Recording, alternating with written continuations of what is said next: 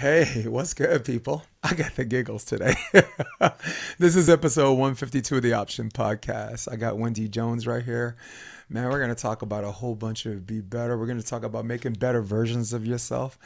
And yeah, maybe throw a little Kevin Durant invested in some volleyball and a little Brett Favre trouble.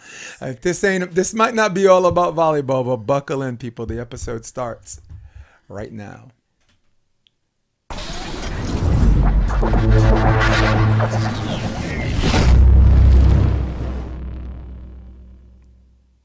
Whoa. Do you want me to turn your headphones down? No, I think we're good for the mics, right? Good. Yeah. So this is once again, people, this is episode 152 of the Option Podcast. I got my homie, one of the last of the Red Hot Power Moms and the founder of Be Better, and also the Optimists Journal, Wendy Jones. Wendy Jones is back. So for those of you that who don't know her, you're obviously new to the podcast because she is what I call a repeat offender. I think her and Brian McDermott are in competition right now. I love it. This is Yes. best place to spend a Friday. Yes. I was stoked to wake up and go, Jay and I get to talk today about all Yes. kinds of cool stuff. And I still associate Yeah. your face with this song. No, mind your own business. Mind your own business. I have It's a theme song, perfect. people. It's awesome. Yeah. Do you ever have that? Maybe like someone, do you associate some people's face or their name with the song?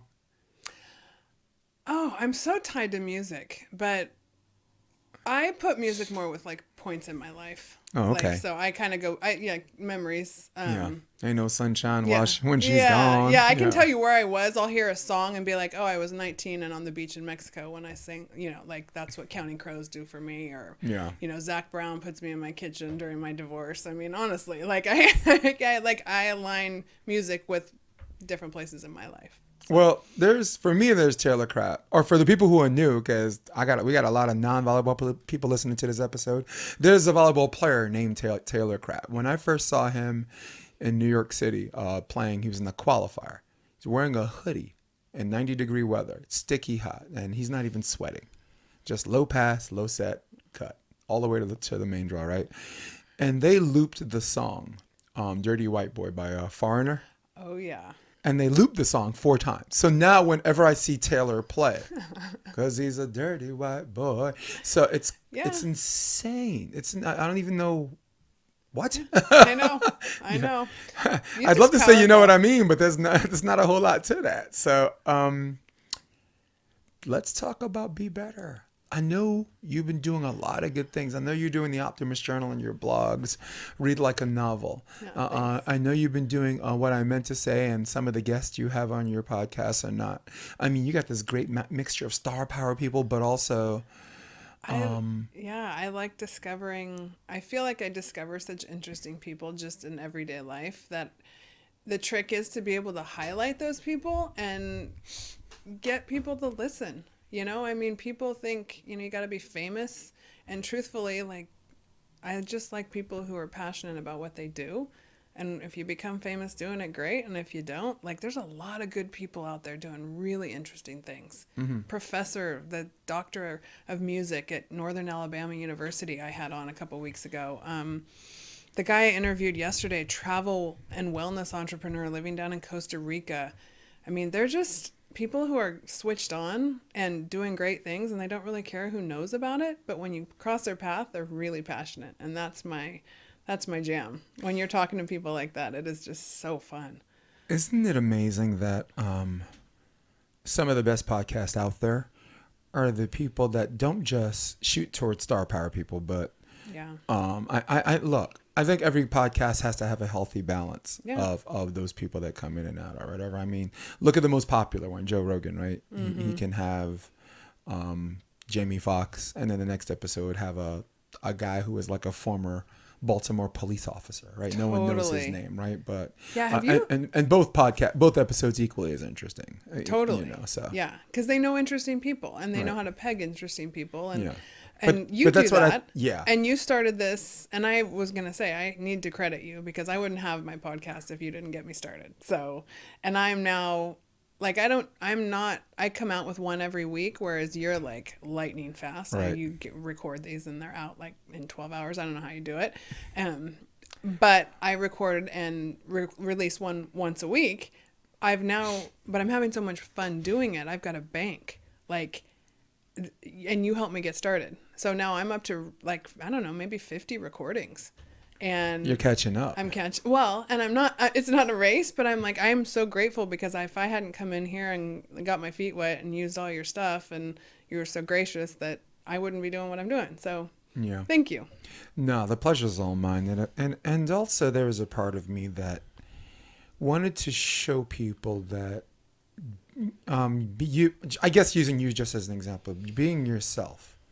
Yeah. And me, other people getting to see who you are and the way you carry yourself that I get to see all the time, is enough to do what the way you're trying to affect human beings, real human beings. So I guess if there's one thing I can toot my own horn, I told myself I want people to see Wendy the way I see Wendy, and I was 99% sure that had legs. Yeah. I didn't know you have a good podcast voice. I didn't know, Yeah. that you're the timing on when you ask your questions and keep people engaged. That makes What I Meant to Say podcast so good. That was all of those things were pleasant surprise, not big surprises, but pleasant surprises. Yeah. Thank you.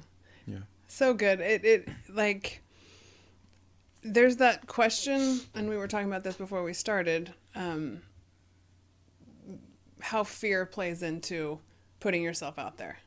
And like you said, if you're not aiming big enough, if you're not a little bit scared, Right. then you're not doing it right. Yeah. Right? Well, the quote was, if your dreams don't scare you, they're not big enough. Exactly. So, yeah. And there's an element of me that was always kind of comfortable not being seen. And it's interesting now. The cool thing about a podcast is I just get to sit there and ask the questions, and I don't really talk about myself a lot. And that's the fun part but I've had more people sit down and go, thank you for that conversation and letting me be seen. And they actually put it that way. And I was like, oh, that is that feeling. Like, people really want to be understood. And if you give them that platform to talk about what matters to them, it's so engaging. It's so fun.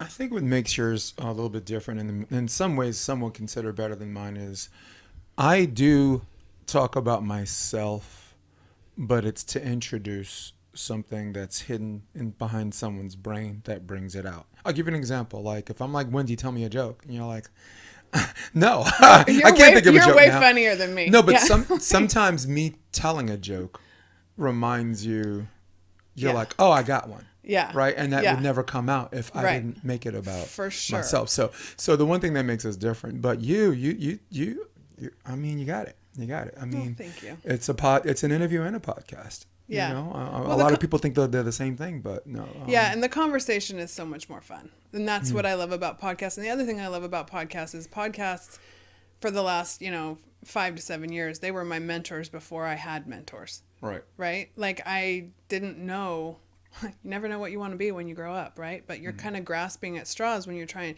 as an entrepreneur, and there's something there. Podcasts are the mentors that you don't have. And you can pick and choose. There's so much wisdom out there.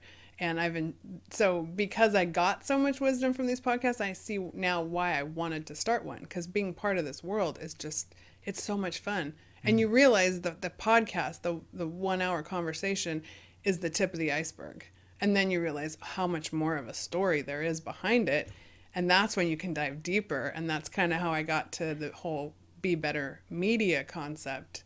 It's not about me. It's about putting people together who are curious about how to be better. I'm not happy with where we are right now in this country. No. I don't like what the next generation's being taught about being an American. And I don't think this has anything to do with red state or blue state. I think it has to do with our mindset and our values and what we believe about ourselves and each other, and how do we become more conscious citizens and conscious capitalists and produce things that aren't just for money and power. They're really based in a better life. And I think through storytelling, we can find products, we can find services, we can find connection with other people. And that's what Be Better Media is all about. And Be Better attracts these people from all walks and all phases of life, right? Nobody, because of how you carry yourself on a very human level, I mean, well, me personally, I don't think any decent human beings completely left or completely right. That person shouldn't exist if they do. But nobody has any idea of that affiliation. I always compare your podcast to sports, because sports, if you remember, and this has changed a little bit, but sports was your escapism. Yeah. Democrats, Republicans, Christians, Jews, Muslims, black people, white people. You go to a football game. You know, you go to a New York Giants football game or the Buffalo Bills, they're playing the Dolphins or whatever. Just a whole bunch of people from all walks of life. They never ask, they don't know, they don't care. Yeah. It is this place where they can migrate and be happy and celebrate and have these emotional highs and lows together collectively. And the reason why your podcast has a lot of success is because real change, there can be an individual that can inspire the change, but real change cannot be affected by a handful of individuals doing their own thing. It has to be a fist. 5 fingers, right? Yeah. Make a fist. Yeah. All of a sudden you're punching something really hard. 5 fingers.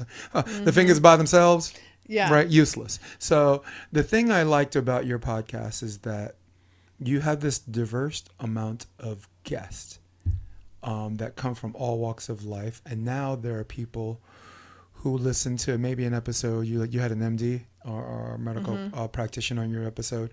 Now all of a sudden they go back and they listen to Krista, Nuss, and Taryn Clough. Totally. Wow, interesting. Yeah. To Louisiana girls, blah, blah, blah. So something you wanted to say. Well, no, there's the way the guest I had on yesterday, he put it that he's at the intersection of culture and consciousness. And I was like, oh, I really like that distinction of that intersection, because Right. I hadn't heard somebody put it that way before. And I have this thing that goes through my brain because I'm interested in, and that's what I've always loved about your podcast. I'm like, oh, how cool that you are so novel that you'll go, I love volleyball and I love current events. Like, why not marry the two? Absolutely. That's why we get along so well, because I love current events too. But like, for me, it's all connected. So I'm interested in natural resources. I'm interested in politics. I'm interested, but everything for me goes from the ground under our feet to the food we put in our mouth, to the conversations we're having every day, and how that plays out in ourselves and in our relationships and all the way out into our community. And if you can carry yourself like that and you can understand the importance of the world and the environment, and I feel like that's getting lost in politics today, because I care a lot about the environment, and I care a lot about the border, and I care a lot about sports and how people come together. Or I was at a Broadway play last weekend. Like, I don't belong in any one box, and I don't think anybody does. And I think that they're forcing us down those roads, and it divides us, and I don't like it. So Well, I agree in a sense that it's been steered only two directions. You're steered into this dichotomy. You're the left or right. Sean Ledig, I see you, baby. He said Wendy and Jason. He posted Wendy and Jason. We see you. We God love you. him. New Orleans zone. He has sent me so many multiple good... time jiu-jitsu champion. I mean, he's just coming killing it. on. We're gonna do another conversation, and he has sent me so many great guests. Yeah. Anyone he says you need to meet, I meet and I love. Well, you mentioned before you weren't happy how things were going, like on a general level, society, community, and the world as a collective whole. And I kind of get it, because I went through a rough patch where the way you can get your stuff out there is through social media. And if your social media is being muted or whatever because your difference of opinion steers towards what many perceive to be the narrative, or what some who are brainwashed perceive to be the truth. And if you get muted, or if you get something they call shadow banned, you throw up your hands and just say, dude, I surrender. I don't want any trouble. All right. I'm just, if you noticed, like I'm on episode 152 right now. If you noticed, pretty much from the last guest I had that was not a volleyball person was episode 125. I went 25 straight episodes because I figured my safe space where I could still just maintain the popularity of the show and disseminate this information and maintain followers and this and that. I figured the place where I wouldn't get muted or shadow banned if I just kept it about this specific wheelhouse. And I'm sad because I'm not a single issue person. Yeah. It's like I'm about sports, but I'm so much more, right? Right. You know, Motherload, right? I went there to do emceeing, So cool. and it scared me, not because I didn't think I'd be good. It scared me because I knew I would be good, but my fear was I didn't want people to say that's Jason's niche. Yeah. And that's all he's about, right? Yeah. Like, how would Right. you, Wendy, how would you like for someone to pay you money to sweep a street? And because you're proud and you want to Yeah. do your job well, the street is spotless. And then everybody's that's all like, you- "There's Wendy. She that's all sweeps you the get to street."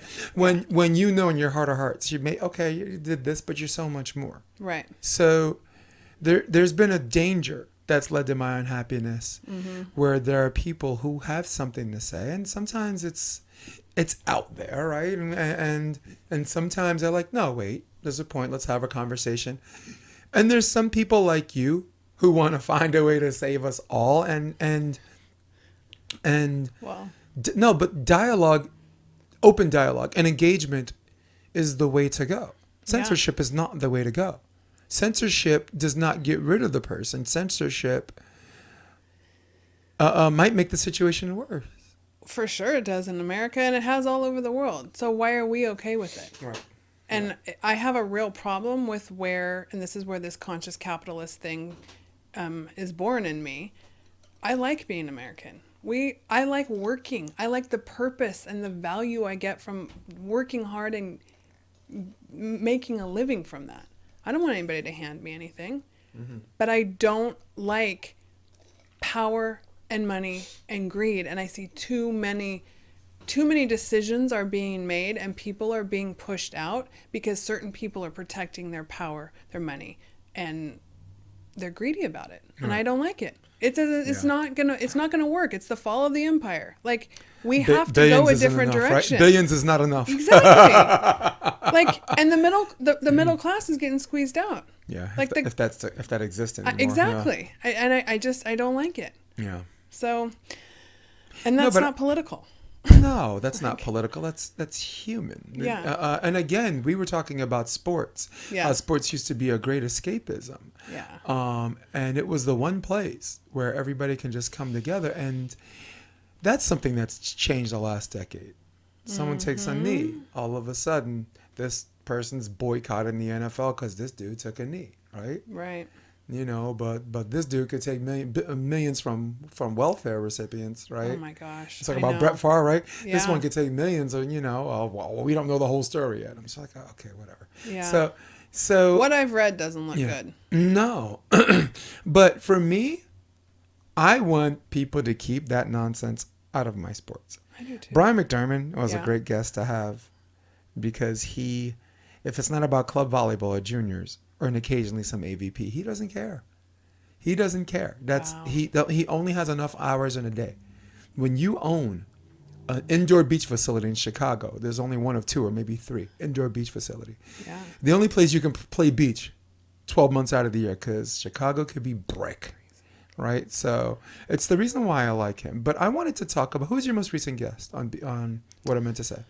Let's see, who came out this week? Oh my gosh. So next week's Natasha Nelson. Who came out? What? Oh, I know who came out this week. Jen Ketty. Natasha Nelson. Yeah. All right, you know cool. Natasha? Yeah. Yeah, that'll be her second time. She comes out Wednesday. She's already been on once. This week was Jennifer Ketty. Excuse me for forgetting that for a quick second.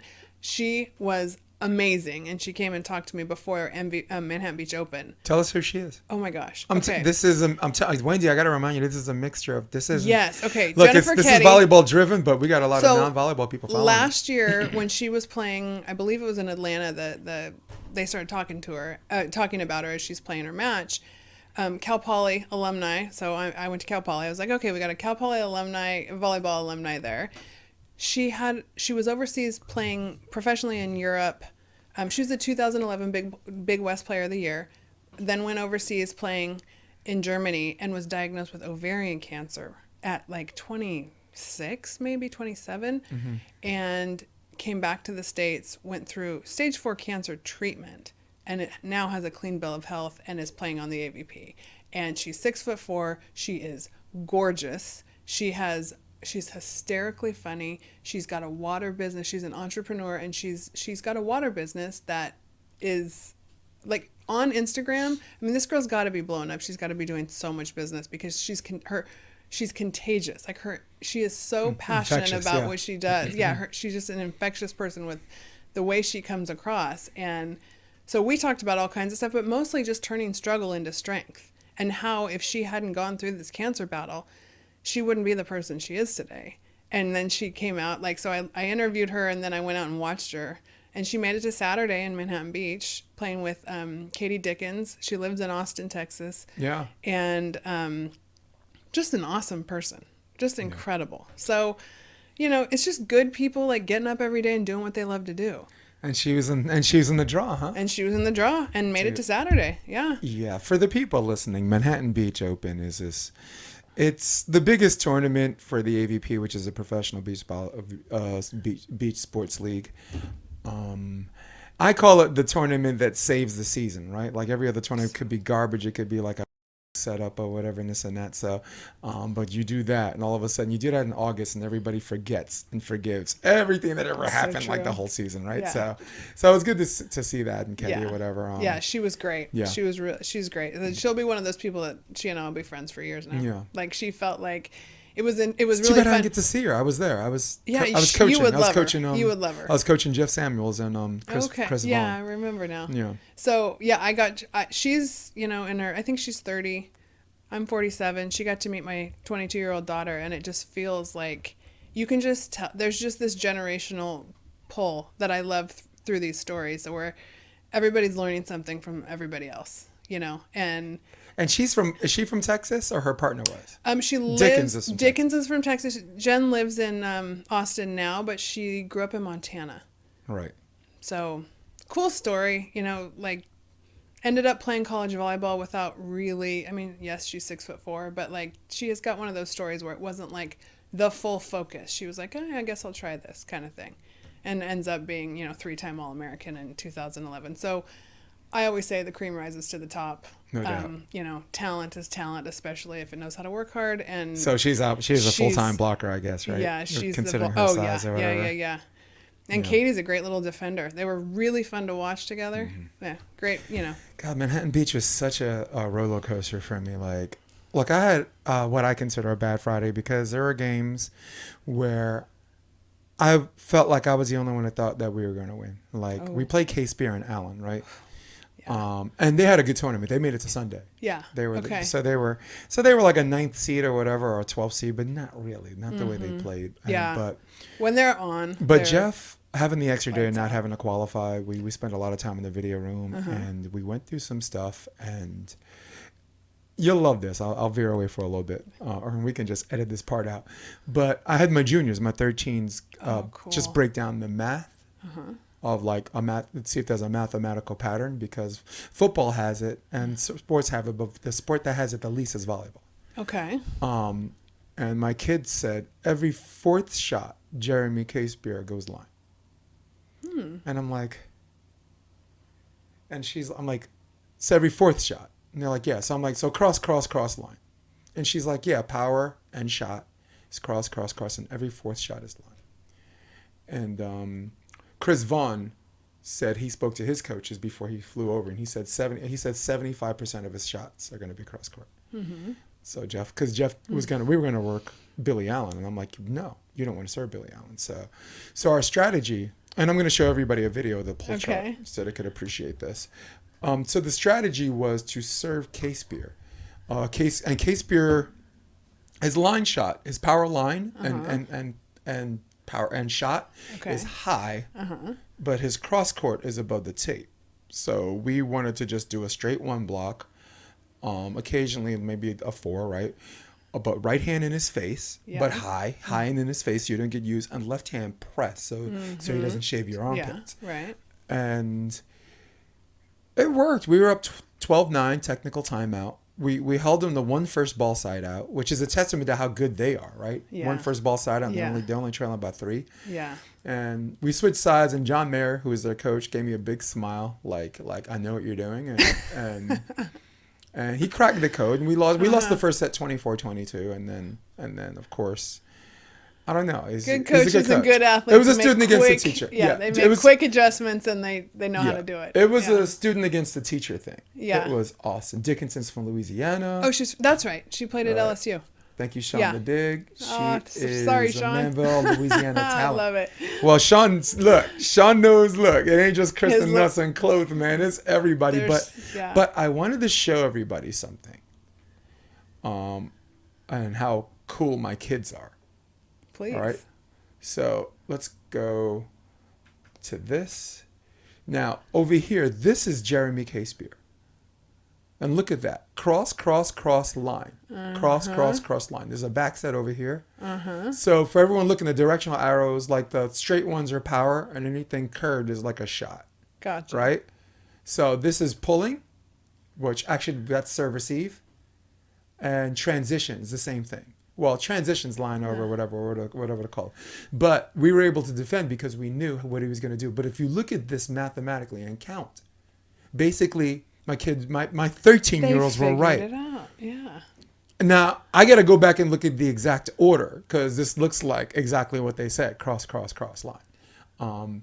And I already knew, like, some hitters tend to do that. Some hitters, their line is above the tape and their cross is high, and some people go cross high. And very rarely you're going to run into hitters that are both, and maybe just because they just get it really high. So that's Jeremy K. Spear, Okay. right? This is Billy Allen. That is gnarly. And can you appreciate why this is not? Look at all that activity. That is ridiculous.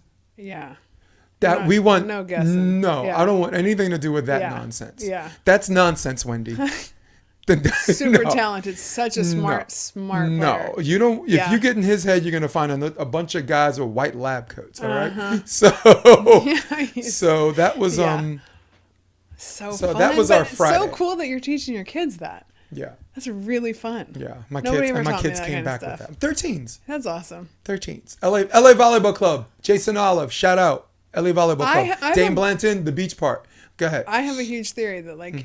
you do challenge kids Mm-hmm. and challenge them before they know things are hard, Right. right? Just be like, hey, you can do this, and they're gonna figure it out. Mm-hmm. They're not gonna go, well, no, I don't know how to do it. Like, just tell them they can do it, something like that. But if nobody ever asks them, they're not gonna figure that out. Sick, dude. That's so good. That's sick. So cool. I mean, but it's good because I think as a coach, and who knows volleyball really well. I mean, you play more than anybody I else. haven't since I think you play more February. than you play No, more but I haven't played since February. since February. But Yeah. I mean, prior to you probably Yeah. played more days than the pros did, right? So you got a son at love it. Stanford, right? You got Yeah. a daughter at TCU, so you're one of these power moms. You got kids playing NCAA volleyball. I love the game. Not just playing, but top 10 teams, right? Yeah. A great job by Stanford, right? Making it to the NPSF finals. Yeah. Remember that? Yeah. Yeah. Had to upset UCLA. Beat them twice last year. Yeah, Both at pretty number good. one up north and down here. So So fun. that is. But you can appreciate, like, we don't think about it mathematically. We think about it philosophically. Sometimes Yeah. we think about someone's mental state because at that level where everyone can play, it's about conquering the muscles between your Absolutely. ears. So nobody That's nobody looks at this. Yeah, that's Only the part a- of the game I love the most. Yeah. Like, I'm surprised a 13-year-old would do that, but now I'm thinking maybe only a 13-year-old would look at it that way. Yeah. So, Ketty, huh? Ketty Yeah, on, she was Ketty great. on what I meant to say. She was great. Yeah, Yeah, man. that came out. So one comes out every Wednesday, and there's so many good ones. Mm-hmm. I've had such a fun time, and there's some great ones coming. So And that's why it's Yeah. difficult to ask this question. What was, I guess the last 10 episodes, what was one of your favorite ones? Because they're all your favorite. they are. When you do it, when like you have that conversation, I'm like, oh my gosh, this is so fun. Charles Brooks, who nobody knows, but he is a music professor, actually. Introduction from Sean, and I interviewed his wife too. She has a book coming out, but Charles Brooks is already out on all the major streaming platforms, and he is a doctor of music came out of LSU and then is teaching kids music production at Northern Alabama University. And he has been a live musician since he was 8 years old. Started playing with his dad. Plays something called the vibraphone. Wow. And he is the coolest. I mean, What? he is truly like the definition of cool cat. Like Right. he is a cool cat. Like Nice. he just has this. If they're like men in the world, and this is not a slight on you, but like he's got this vibe of like just calm. It's all good. He's the way culture comes in for him, the way that he talks about race relations and male female energy. I mean, like just a really good guy. So interesting. And his university students are getting that, and that's what I love, is that like the next generation is getting this guy's wisdom. And the ones who come across him are really lucky, because the stuff that he's got going is so cool, and nobody knows who he is. Yeah. But he is smart, like in the good way, not like I the think heady way. One of my favorite ones is I had Jeff Samuels and Doc Vandermeer Oh yeah. on the podcast, Yeah. and of course, going back to volleyball just for a minute, it was a great episode because in sports, if you have a problem with the way referees are calling the game, like in basketball, Yeah. you're calling ticky-tack fouls, or do you have to? Someone has to get clothesline, right? Football, the guy could throw a flag every play if he wanted to. He's Right. being maybe he's being arbitrary, and volleyball has the same problem, right? Yeah. The big issue about hands, Yep. what constitutes a double, what constitutes a carry. So, what we did in the middle of our podcast, we got on the phone, and we called ref Dave Carson on the phone and put him on the air, live on the air, right? And Dave Carson, who was setting up for Manhattan Beach, had us on headset. So he's working, doing the setup, showing Yep. people, lifting stuff. 25 minutes, answered our questions. And, look, sometimes I'm on a podcast, we ain't friends. I need to ask a question. You're not my friend. I need to ask this question. Yeah. And I'm not a reporter or a journalist either, but, Yeah. but I won't push that much. But Yeah. Vandermeer did, right? Nice. And Jeff Samuels did. Okay. And you don't see, I like the episode because you don't see in any sport very many referees that are willing to go on a talk show And or a explain podcast themselves. and stand tall. Mm-hmm. And we could talk about more of that off camera, because I don't want this episode to be totally about volleyball, even though. But it's interesting. But it's involuntary Yeah. because it's in our wheelhouse. But that was Yeah. one of my episodes. Yeah. Also, Dr. Bart K, the meat militia Yes. guy. The guy showed me how. Are you still doing that? No, because neurologically I'm still addicted to pasta and pizza. You just can't. Yeah. Uh, I know. Life is meant to be yeah, enjoyed. God, I'm we have sorry. a finite amount of time on this earth, Exactly. right? It could be a good time, or And it can, or Sean it can is too. suck. Like, if you're a foodie, you're a foodie, Yeah. and you gotta enjoy it. It's one of the greatest joys in life. I think, like, more. I just think it's expensive. Oh, totally. Like, Dude, my youngest is a carnivore. He Yeah. could totally do that diet, and Yes. I'm like, you gotta be kidding me, kid. he'll live longer. You Yeah, know? I mean, he yeah. eats like 6 steaks a week, easy. Yeah. Yeah, easy. I have to find. Tell everybody where you get yours. I mean, maybe we're plugging in Butcher Box? Butcher Box, Yeah, right? yeah, No, but if your son's eating steak like that, Butcher Box might be the way to go. yeah. Right now, I'm the only one in my family that's carnivoring out, Yeah. so Butcher Box wouldn't be. But Yeah. for the people listening, and like, if you guys want more steak in your life, or even just and the balance of steak grass-fed, and salmon, like, and grass-fed and sustainably raised and all that good Yeah. stuff. Like, yeah, they're great quality, yep, yeah, which is important. But for the people on carnivore diets, just really, really make sure you get your vitamin C. What Dr. Bart K was telling me, and what Phil Escott, who's like one of the biggest. Actually, he was a better He's actually that was a good He's one. actually the not doctor, but it turned out to be a better episode. He's Yeah. a scientist. He's actually not a doctor, but he wrote a book called How Rheumatoid Arthritis is the Best Thing That Happened to Me. And he studied general nutrition and whatever for 30 years. And he has seminars every year in England and the UK. And the doctors go to him and they sit in the seminars. Yeah. So, So cool. I mean, like I said, sometimes you ain't got to be a doctor. You just got to know your thing. Yeah. And he basically said the same thing Bart K said. And this is for everybody listening. And then we'll go back to normal here. Vitamin C, as human beings, we used to be able to reproduce our own. Mm-hmm. And then I think 700-800 years ago, we became codependent on it. They had kids, and now it's gone. And now as human beings, we no longer reproduce our own vitamin C.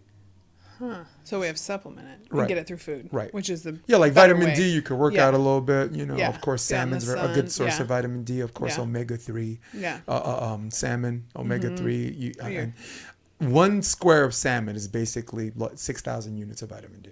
So, I mean, 2/3 of the population out there, guys, you're a low vitamin D. So it's particularly Yeah. on the East Coast where people that have less sun or whatever. Yeah. And this and that. 63%.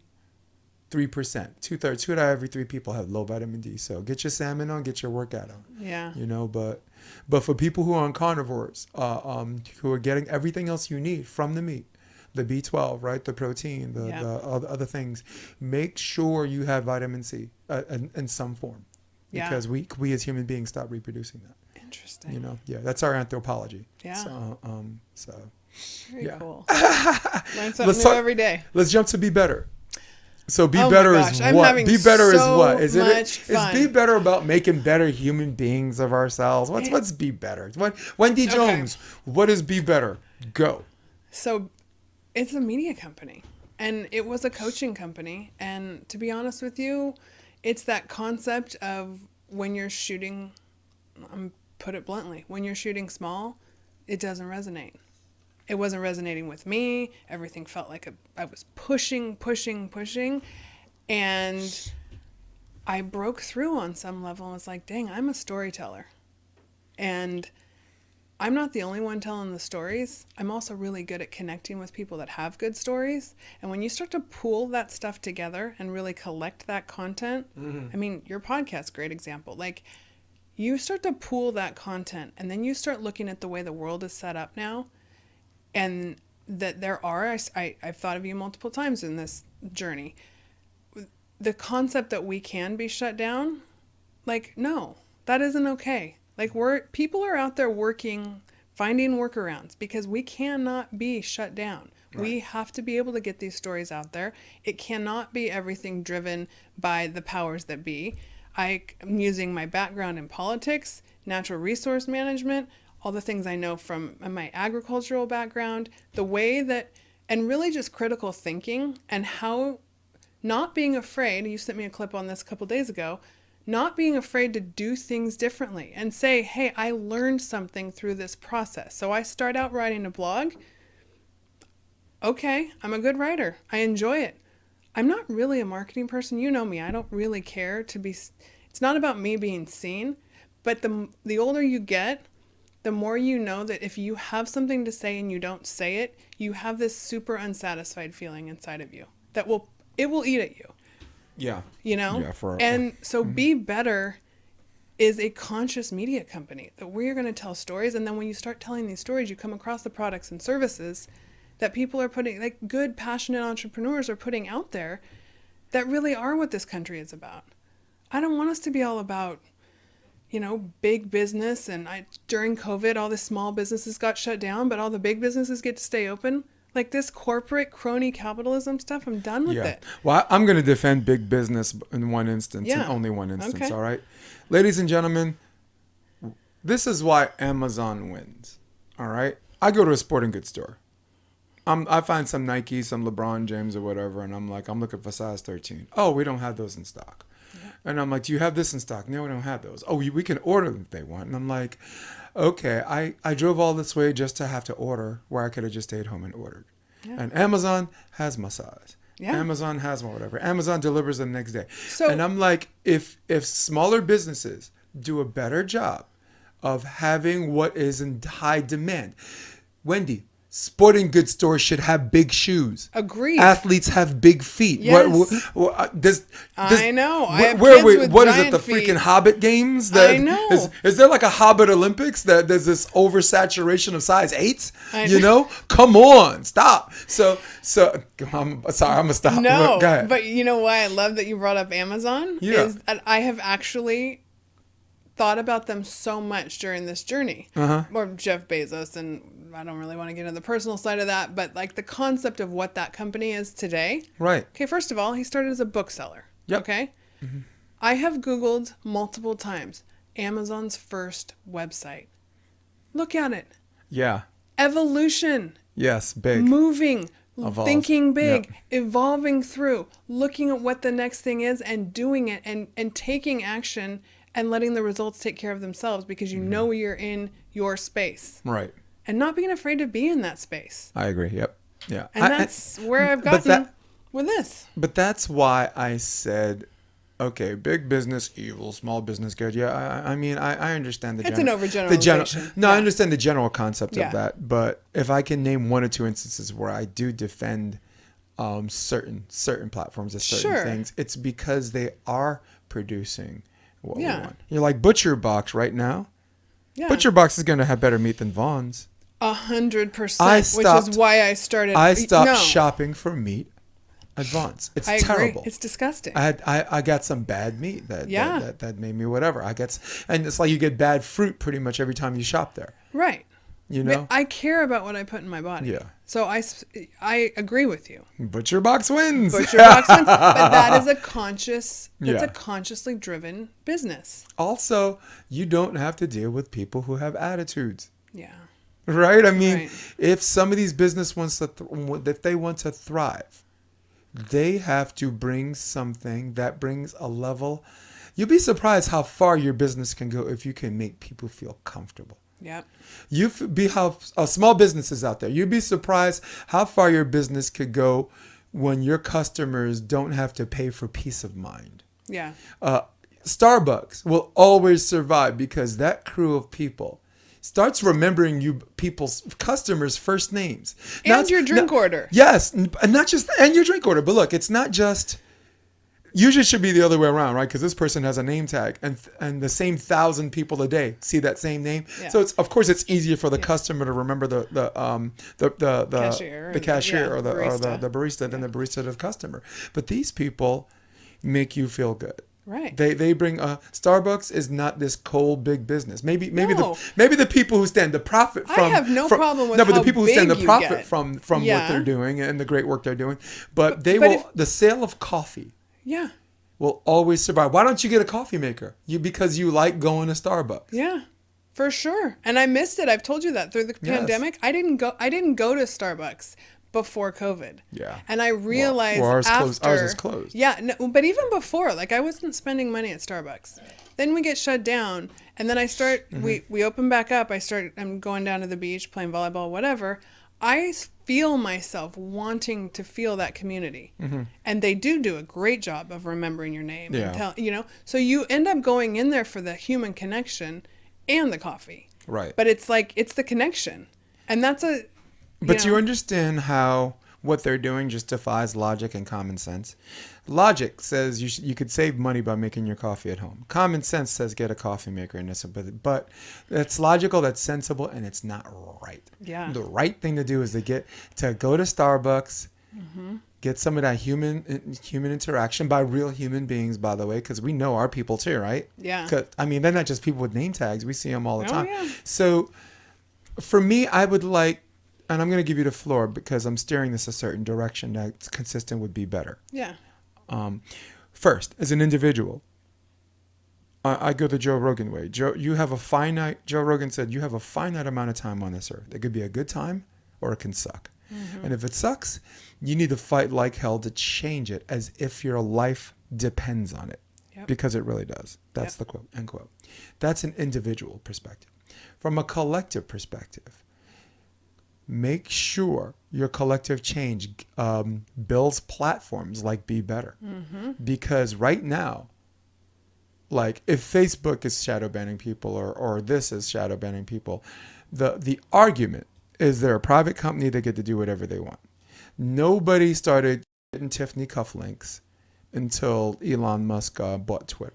They're like, oh my God, he's going to let them do this and let them do that. But I'm like, and some of those people, I'm like, wait, you're the same person that said they're a private company that get to do whatever they want. Yeah. So there is a scary thing in this collective change Yeah. inspired by one person. Right. He's a billionaire, whatever, inspired by him. But he does have the wind at his back for some people.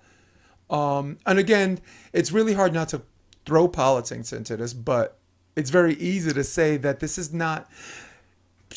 They want you to believe this is a right wing movement. It's not. There's so many people that want to actually right? You keep Yeah. you just said you keep it all balled in. You want to express yourself, and you don't Yeah. want to be muted. You want to be heard, and it's gonna be a challenge. Well, you're making me realize. Okay, so we walked into. I'm looking for a picture that I took at Barnes and Noble the other night on my phone. We walked in to buy some books the other night, and took my freshman in high school there, and go up to the young adult section. Okay, this is an example of the way my mind thinks. I've always used big words with my kids, and they remember it. They're always like, "Mom, you always used words," and I was like, "Because if I use them, eventually you'll wonder what they mean. Your vocabulary will build, and you'll start to get the context. And this is just how we talk." So Right. I never talked to them like they were, 2 years old. Like we've always just kind of talked back and forth. Got it. So we go up to the young adult section. We're gonna pick a book. Matthew's got to do a book talk in English or whatever. So he's looking for something. He likes scary. He likes horror. Those kind of scary books. That's gonna. He's not a real big reader, but. So we're walking around, and my daughter says, there's books getting banned in this country, because I just read To Kill a Mockingbird with him last year. Yeah. Now, so 8th grade, Matthew and I read To Kill a Mockingbird. Now I'm hearing that that's getting banned, right? Mm-hmm. But I walk into the young adult section, and I'm me, I don't talk like this, but this is the title of a book in the young adult section, and it's called Zoe Punches the Future in the There you go. That is the title of a book. Why are we banning To Kill a Mockingbird, and then this is what our young adults are reading? Now, I don't know what the book is about. I gotta put this but out. that was like front and center. Right. And I'm like, okay, if we're going to have freedom of speech, that's fine.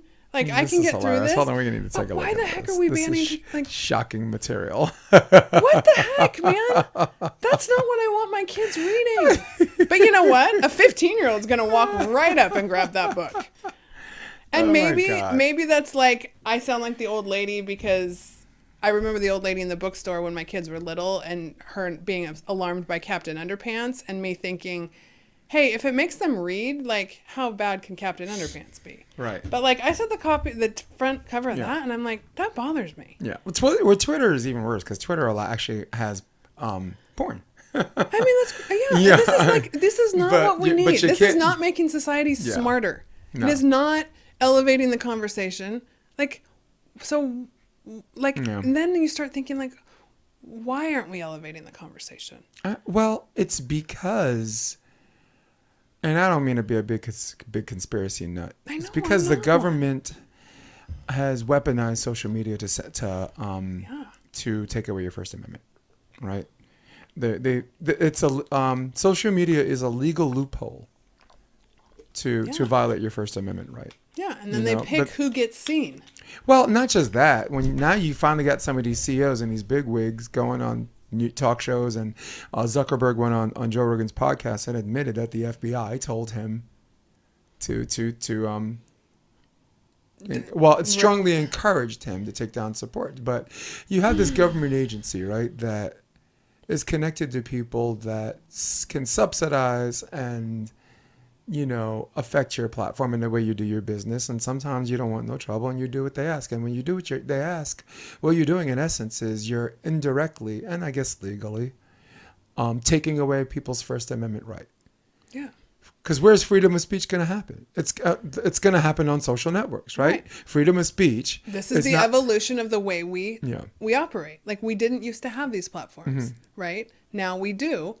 So why don't we treat them with American values, with First Amendment, like everything applies? This is where we've evolved. Safety has always been the biggest scapegoat or cop out for the rationalization of taking away your First Amendment right. Like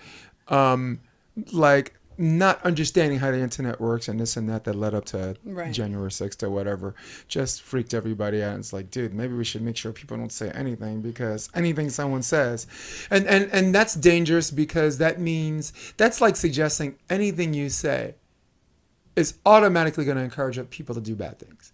There's a movie called Money Train with Woody Harrelson, Wesley Snipes, Jennifer Lopez, kind of her debut, where they're like transit police. Okay. And there was a guy who was robbing the subway vendors. What he would do, he'd have a plastic hose, and he'd squirt gasoline through the hose into the whatever, and have like a lighter and says, give me your money or I'm going to light up the whole booth. You know, he just basically squirts a big thing in there, right? And like the day after that movie came out, one day after the movie came out, someone did that. But the movie's still in circulation. Nothing bad beyond that happened, you know. Well, and this is this is the thing. Like, why is it important for us to elevate the conversation and understand the difference between entertainment, Right. Because comedy, Hollywood, they push the limits. We have to measure the fear. brains in our Right. heads. What's the underlying value system that's teaching us how to evaluate these things and go to a movie and go, like, clearly, like your regular sane person isn't going to see that movie and do that. There's Right. something underlying. And like, you know, we've gone down this road before about the way we deal with mental health, the way that we, you know, we're not healthy No. as a society. Do you think it's just about trusting humanity as a majority? There are some people that need to be told what to do, right? Like, dude, Yeah. just tell me how I'm supposed to think because maybe they're just mentally weak and that's how they were shaped and that's how they are. But I'm not, without doing percentages, I would say the majority of the country is a little bit fed up with people saying, so you're making me do this because you think I lack the ability to decide for myself what's right, what's wrong, and this and that or whatever and this and that. We were just talking about Yeah. food, right? Yeah. Like there are a lot of people that argue against that, right? Yeah. And if there was a sweeping majority that decided Wendy's wrong, they eat meat, all of a sudden they're accusing you of saying that you lack the mental capacity or the discipline Right. to know what's I mean, right, I don't to even- know what's right and know what's not right Yeah. for your body or maybe your mind or whatever. I mean, you Yeah, see all the of general this. the Yeah. general rationalization I'm getting Right. to, right? And I think the tactic is fear, right? Like Chappelle got in a lot of hot water, and only because there were a group of people that thought that this man's rhetoric was going to encourage people to go out and commit violence, which never happened. It didn't happen, you know. I believe Anthony Fauci caused more, and in the '80s during the AIDS epidemic caused more violence than Chappelle ever could, you know. For the people listening at home, since I jumped into it, I just stepped in. I was going to big. say, elaborate on that. Anthony Fauci, I think in 1986, and I'm going to double check the years, probably 85, went on a show, 60 Minutes or ABC, and basically said that you can contract AIDS by casual contact. Because at that time, in the 80s, AIDS was considered a gay person's disease, right? Right. AIDS was considered only by sexual contact. And then there are some people who are homophobic, but there's some people who are like, you know, libertarians are like, okay, that's your thing, do your thing. I don't care what you do. Right. But if someone goes on TV and says that now you can now contract AIDS by casual contact, and like the person's like, you know, like the interviewer's like, could you be more specific? You know, Thanksgiving, you're playing with your family. That's enough to freak people out. Big time. I strongly believe that the toilet paper, the toilet seat covers were invented for that. And that came out Yeah. afterwards because casual contact, all of a sudden you think you can get AIDS using the same toilet. Yeah. And now all of a sudden there are people who didn't care about, like, if you're heterosexual or homosexual, that are now in this deep fear that if a gay person touches them, Yeah. they might get AIDS. And when it And comes out of a leader's mouth, that's even worse problem. But this man has caused more violence, more hate crime than any comedian ever could. Right. You know, and mind you, this is the longest serving government employee. I know. So You and I both find yeah, and I didn't mean to step into concerning. it that way, but I No. was just giving you an example of what someone's words can cause fear leading to violence compared to the level of what else someone does. Like the whole thing on the Money Train movie. Yeah. That happened once. Everyone's like, all right, let's hit the pause button, make sure this ain't gonna happen again, and never happened again. Yeah. You know, so Yeah. God, I'm so sorry. Maybe we just edit this part out, man. You're all good. I done stepped in and punched him right in the nose. Sorry. No, I think that there's you're giving great examples of entertainment, and I love the concept of edutainment. Like, Right. how do people, because I think people learn. Did you say edutainment? Yeah. Wow. That's the podcast world to me. I think we learn when people feel safe enough to tell their stories. We're like, oh, one, I don't feel so alone. Two, I saw someone go through something really hard and get really strong from it. And I think that inspires other people that are in tough positions, which on any given day, any of us are in really tough positions. No right? doubt. No doubt. Learning how to ask for help, being realizing that's part of being a strong person, all these kind of stories that bring us together. Because the other problem and the other thing I'm doing in these stories is that I'm tired of just hearing the problem. Tell me what you're going to do about it. Yeah. And so the arc of a Be Better story, yes, there's a problem, and then I want to put smart minds together that have solutions, and Yeah. let's talk them out. And I'm really bothered by like the journal process. The scientific journaling community is now like in question, because who's sponsoring all of these studies? If we're talking about big pharma, if we're talking about chemicals that are being used on our foods, are we talking like everything's in question to me now? Right. And that doesn't make me a conspiracy theorist. The things I have seen through raising my kids and just being someone who thought that the best thing I was going to do was raise good kids and have great conversation around the dinner table. Right. Okay, I'm still doing that. Yep. And I want to expand that conversation. Well, I think this might surprise people, but this is how the majority of the country feels. Yes. This is I everybody. We're both old enough, and we get around globally and nationally, and we talk to people different walks of life, and in our wheelhouses, we talk to hundreds and hundreds of different kinds of people, Yeah. and all of them want the same thing. They want what's right with their family. They want for their family. They want what's right for their friends, or some friends or family with different last names, right? Mm-hmm. And the reasoning, the obstacle, I guess, that's holding that back is, like you said, there's a whole bunch of people that stand not to lose money, but not to make as much money. I don't even think they lose money. I think they're just not making money at an accelerated rate. Like, I moved to California in 2016, Yeah. right? I'll do one better. I met you 2018. If I told you, that was 5 years ago, right? Yeah. 4 years ago. Yeah. If I told you 4 years from now, in 2018, that we're going to have this pandemic, right? Right. And the people that were going to see us through a pandemic was a guy who has a history of failing at pandemics, right? And Big Pharma, who was actually sued for fudging data that hurt a lot of people. Yeah. That the FDA approved, that hurt a lot of people. Vioxx, that's not Pfizer, that's Merck. But they're Jorac, there's medications that got approved because people fudged the data. Yeah. I don't blame science. I don't blame scientists when you see the data and that's what they see in the data, and they know the consistencies of the data, and they're like, this is correct. But they're going based off of what they read, and if what they believe reads actually came from that lab, from point A to point B. You know what I'm talking about, right? Point A to point B. If that changes from what was original to what changed, you can only go by what changed, and the truth's in the middle. Yeah. There were some That is such a there were some principle for mistakes, me. but there were some mistakes that were Yes. being made. Yeah. And as the facts change, so do people's medical opinions. Right. Now, with that being said, and we both can get that, we both understand that. With that being said, it was amped up 15-fold because of the moral preening. There was a moral preening that came with trusting Big Pharma. Trust that they're our friends all of a sudden. Trust us. No, but they're our friends all of a sudden. Yeah, like no. I told you, as early as 4 years ago, you would have said I was crazy. Yeah, we're I know. going to trust them to get us out of this mess, right? And they're the ones that are right. And the FDA is always right when they don't. I'm not going to get into how much Yeah, no, Big I Pharma know. finances the FDA or whatever, but you would have thought we would have shared a good laugh at that. Yeah. But not the reason why it's so hard to come back from this is because of people's inability to say, hey, we all got it wrong. Let's just hit the reset button. Some people have gone too far.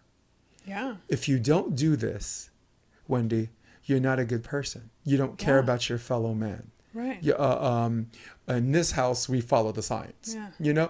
There was this moral, this girl on the hill said it best, and I sent you that message. Yeah, that was there was so this good. level of moral preening that makes it difficult, if possible, because I still think it's possible, to come back. Please restore trust. Come back into integrity. Realize that what we knew at one point changed, and that's okay. I mean, and you could apply this to so many different issues. Yes. So many different issues. Think about it. Think about eggs. Think about Exact- something as stupid as eggs. Yeah. In the 70s, right? In the 80s, Yeah. eggs are bad for you. Then Right. all of a sudden, in the 90s, no, eggs are good for you, but just the egg whites. Remember? And, Yeah. and now, just hey, top 10 fat burner, eat some eggs. You know, coffee. Yeah. Oh, it's bad for you. Now all of a sudden, coffee's good for you. So it's. So But we many- were able to change and say, Yeah. hey, let's change. The facts change, so do our opinions.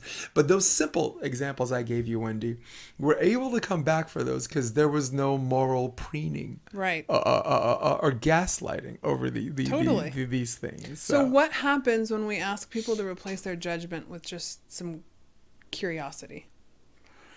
What happens is they will double down, or they might come to a point where like, I'm ready to have this conversation. And what we can do about it, because you're talking about solutions, we're not just sitting here crying about problems. Yeah. The solution is to constantly make sure you pose that question. And when you do it, be nice. Be nice. Just be You know nice. me. Just be pleasant. I'm not ever here to Be pleasant. Yeah. Be nice. Have this conversation. There's gonna be some people who, when they hear it, like there's some people that freak out when they hear you when you say Jesus or when you say religion. Oh, here we go again. And those people sometimes that you can't reach them, right? And I'm not even a terribly religious person. That was just an example I was trying to get. There's a double down people, group of people that I think they're gone too far. They can't be reached. I mean, those aren't the people we're going for. No. No, we're going for the rest of the country. Mainstream middle. Yeah.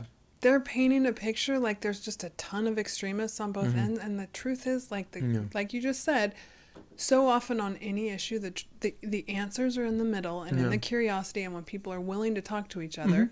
And in the end, the big problem I want to know about is what you were getting at. What do we do about K Street in Washington? Yeah. And Sacramento, same thing. Like, this is people protecting their power. And people ask me all the time, they're like, why don't you run for office? I'm like, I don't want to go jump in the swamp. Like, no. I grew up. My dad was in politics my entire life. I've been having these conversations my entire life. But the mindset back then was so different.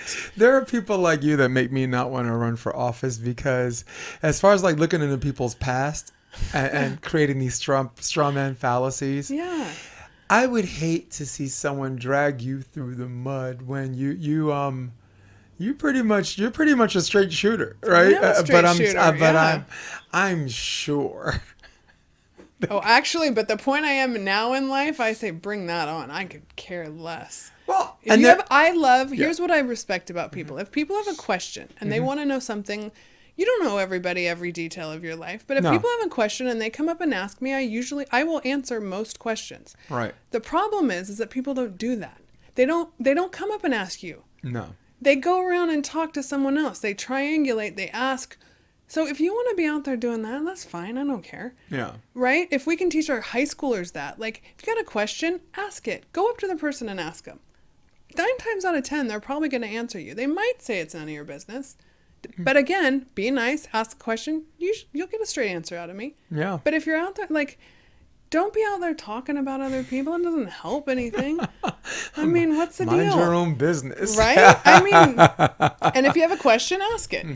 Yeah. I'm cool with that. I also think likability has a lot to do with it. There are people who are, we were talking about Brett Favre earlier on, right? He's a beloved person in the NFL, right? And I know you personally. You look at this and then you look at that and you can't put them together like it's okay. But there are some people, like, I think he's going to get out of this pretty clean. Yeah. Yeah. Look, when you get in that kind of trouble, and I'm educating people, Brett Favre basically got in the hot water using funds that were supposed to go to welfare recipients and people in need. Yeah. And I don't know the number, but I understood it was hundreds of thousands, and now I understand it's millions of dollars that got siphoned to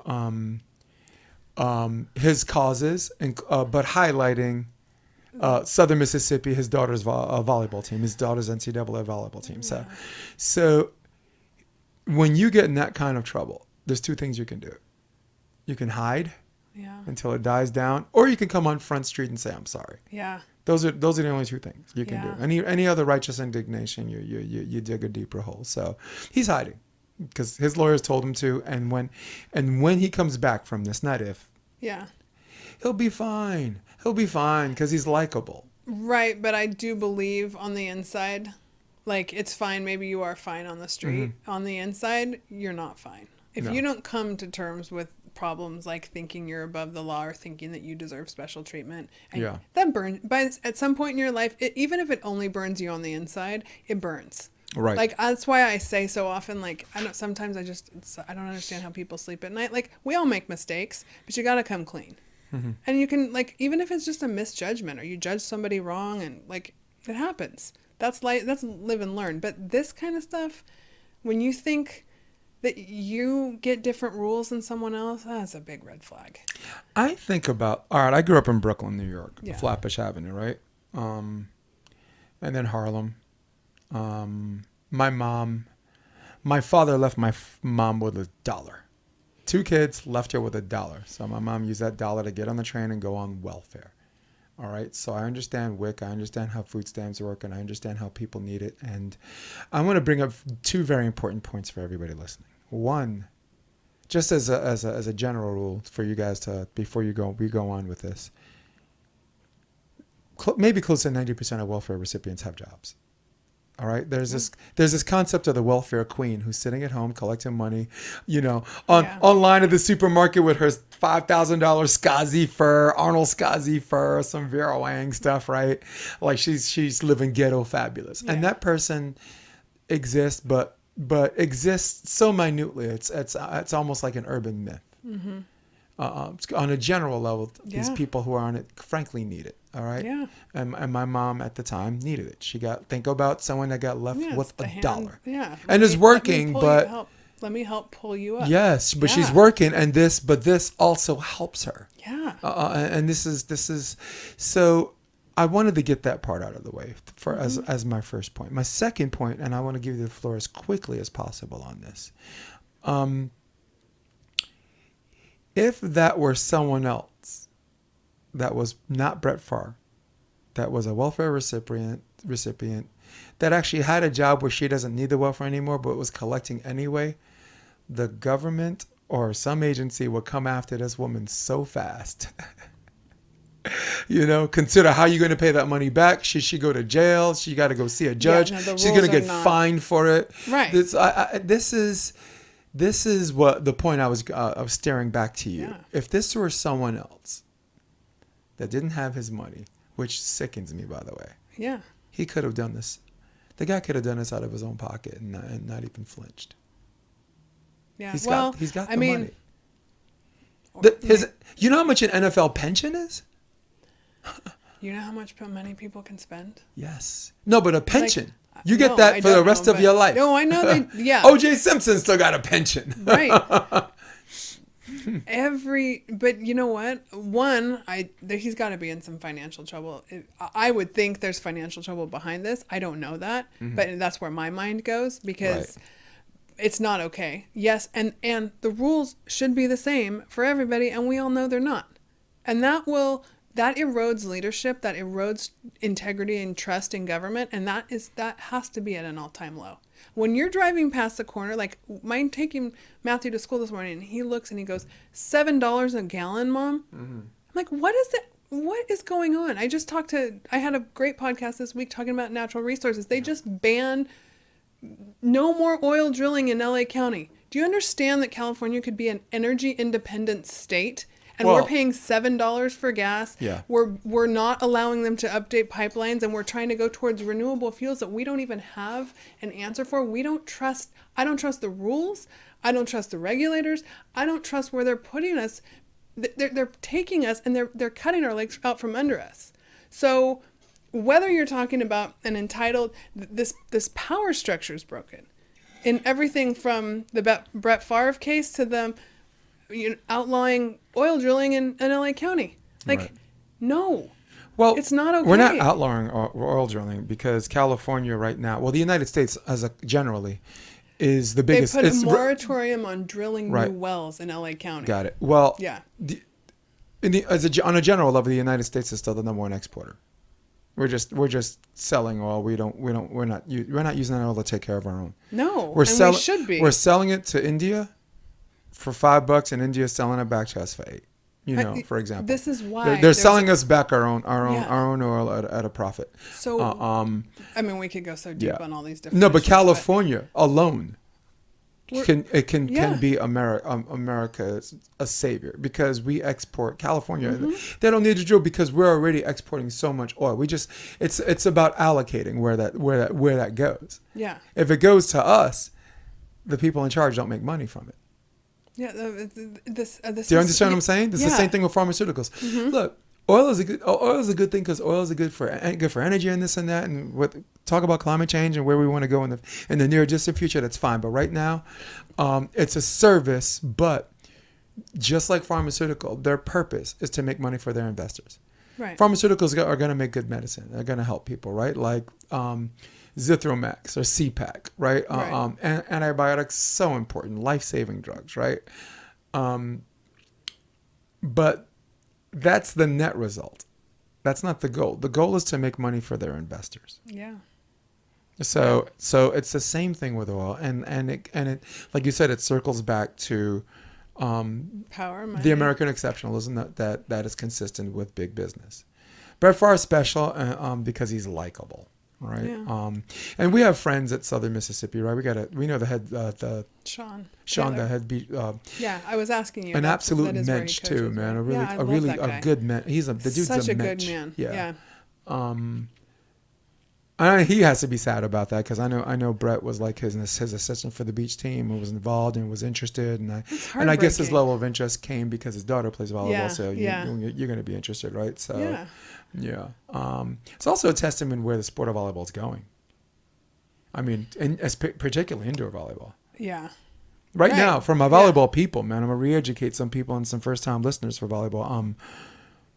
On Big Ten Network, on the SEC Network, and on the Pac 10, whatever you call it, Pac 12, yeah, Pac 10, whatever it is now. whatever, and Big 12. Yeah. All of the networks, indoor women's volleyball is the third most viewed sport on their networks. It's so only cool. behind men's basketball and men's football. Really cool. So right now it is the third most viewed sport. And it's getting the exposure because volleyball used to just be a West Coast thing. But there's an old saying, if there's a good team on the West Coast, it's the talent. And if there's a good team in the Midwest, it's the coaches. They have some fantastic coaches in the Midwest. And if you look at the top 10 for girls indoor or women's indoor, 6 of those teams are in the Big Ten. Yeah. You got the Fighting Illinois at 8 and 9. Yeah. You got Wisconsin. You have Minnesota. You have Nebraska. Nebraska played Wisconsin, in fact, in an all-time big. Was that where they had finals. 16,000? Or did you see that? In Oh, one of they these played articles? Florida. 16,000 people watching the game. Yeah. It It ended up being like 17,120 That's or something like insane. that. That's and so they cool. played Florida. It was Wisconsin against an SEC team, Florida. Really cool. Which went to 5 sets. Amazing. Yeah. How fun. Yeah, it's, 5 Yeah. sets is always fun. Yeah. 5 sets also is an indication how evenly matched these teams are, and how I really got to take my hat off to some of these coaches out there doing some real work. Yeah. Yeah, I mean, it's nice to recruit the best players and jump in front of the parade when they start winning, but Yeah. when push comes to shove, who's a good coach? Yeah. Yeah. Very, very, very happy with women's volleyball. And it's very exciting last year, right? Like Yeah. Louisville was 40-0. Yeah. They're That was so ACC, fun. right? Pittsburgh made the Final Four. They're ACC. So in the Final Four, you had 2 ACC teams. Yeah. And the ACC is supposed to be the weakest division out of the Power 5 for indoor volleyball, right? 2 teams in the Final Four, 1 undefeated. And the other 2 are Big Ten, Yeah. right? Big 12, Texas was there. Baylor was there. Stanford not as powerful. I mean, it They used were to be, young. It used to They're be gonna West Coast so- dominated, but they're you going to could. be so good, though. Who? Like Stanford. Kind of in the next couple Is years. it Hambly? Is Is Hambly still the coach? All right, so. then we'll see. For me, the And- jury's not out on him. Yeah. Look, he got that team. To me, and to a lot of coaches, you know how good a team is when you are with them the second season, Yeah. not the season after you Right. take over. Yeah. Because the second season shows who you are, Yeah. which really impressed me about Stein Metzger and Jeff Alzina left, but Stein's still doing great things there, and Yeah. Johnson, Coach Johnson, right, the female, what's her name? Oh, yeah. Jenny. Jenny Johnson, Yeah. right. Yeah. I don't want to confuse her with Jenna Jameson. Those are two completely different human beings. You guys look it up. I don't want to Completely. talk about it, okay? We ain't trying to talk about that, all right? I ain't No. trying to get everything I flagged got nothing. under the sun. Yeah. Yes. But you can guess if you don't already know. But no, but for me, I'm waiting to see what he does this year. And like you said, Yeah. young team, we'll see what happens. Yeah. But it's no So- secret that the same coaches are there at the end. Yeah. No, for Right? sure. And it matters. It matters who these kids play for. It matters what they're learning. It matters how they treat them, how they take care of them, how the girls learn how to bond. All of that stuff matters. Yeah, Because no that doubt. goes back to the concept of like being more than just the athlete that's there grinding. Like they're human beings. They are developing human beings. I want to see these athletes who go into these high pressure programs be treated as complete and whole human beings. They're not just a Yeah. cog in the wheel. And they're extending the end game, right? Yeah. Like, here's the thing. When the NCAA made beach volleyball an NCAA sport, all of the club sizes have tripled. Yeah. And where people who are balancing their time indoor, you know what I'm saying? They play beach for the summer. They come back indoor with stronger legs because they still have the muscle memory of the indoor approach. You know, it was a smart thing to do. But now all the club sizes have tripled because it's become a business. Yeah. Women are smarter than men. This is why almost every school has an indoor women's team and why there is no NCAA men's beach. Yeah. But when you go to the AVP, the qualifier, there's more men's teams than women's teams in the qualifier trying to qualify for the draw. Yeah. The reason is women are smart. They're using my body for this. I'm using them to get a scholarship. And when I'm done graduating, I'm going to go get a freaking job. Yeah. Unless I think I could go to that tournament and win. Yeah. I'm getting a job. Yeah. I'm Yeah. not going to be a bum. All right. You know, I might sugar mommy up and enlist and find me some a guy who's fun. still Yeah. cute by age 30, you know, but women are smarter. Yeah. But now there's a professional league for indoors. Oh, Well, yeah. there are, but there's Yeah. they 16.75 million They just raised. invested by Kevin I saw Durant that yesterday. and Billie Jean King Pretty cool. for an indoor sports league. Yeah. Now you had some questions about marketing, like how's it going to get to certain cities demographically? Talk to me about that. About I your read concerns. that article, and they're not really concerns. I mean, you know, I love volleyball. I would love to see professional women's volleyball in America the way it is in Europe, so people can. But that's us as individuals. Right. But from a marketing standpoint, what I was saying is I hope they go out to cities that aren't already saturated with a million sports teams and things to do. I'm sure there are very smart people thinking about this. But to me, like growing up in Fresno, when the AVP came to Fresno, that's when I fell in love with beach volleyball. Right. We would, in the 80s and 90s, get 40 to 50,000 people at a Fresno State football game. You know, you got to go places where you're going to be a novel, like a new event. The way the AVP Phoenix just looked indoors. Did you see how many people That was were fantastic. watching? Yeah. Like, that's where my mind went. I'm like, I hope you guys are going to Middle America, to where, I mean, obviously, like, you've got a lot of volleyball fans. You've got these great teams in Wisconsin and Nebraska, and you know, Utah's got some places. Just go places where you're not trying to like live and die in LA. Do you know what I Right, mean? yeah. That was my first thought when I Yeah. read that article. Yeah, and Phoenix looked really good. And I like the little Lakers thing, right? They had some celebrities show up for whatever, and I think that'll really help the sport too. Like, Yeah. like if you ever saw the Winning Time, the Lakers story, like Oh, yeah. Dr. Jerry Buss, Yeah. one of his big pitches was to have like a section for like guys like Jack Nicholson. Yeah. You know, just have some of these stars show up, and all of a sudden it's not just a game, it's a fanfare thing, and Phoenix had a little bit of that, right? Also being able to do it at night Yeah. helped. It was fun. No, and yeah. I love that. I love being able to look forward to watching a live match. You Yeah. know, like, Oh, I'm going to get home. so I'm like, good. this is perfect. Even the East Coast Yeah. people stayed up, Totally, right? Because there yeah. were some matches that were were 1 late, o'clock in the yeah. morning. But East Coast people, you have to understand something about East Coast people. They are not an early culture anyway. They're late culture people. Yeah. They don't go to work at 6 in the morning. They go to work at 8 Yeah. or 9. Yeah. Right? They don't get out at 2 o'clock and where they can go surf and play volleyball. They get out at 6 Yeah. or they play indoor first in a league. Yeah. You know, they want to get their action on. So their culture's already a late setup anyway, right? Yeah. Right, our football games are mimosas and breakfast burritos. Theirs are, Totally. you know, barbecue chicken and sausage for lunch. Yeah.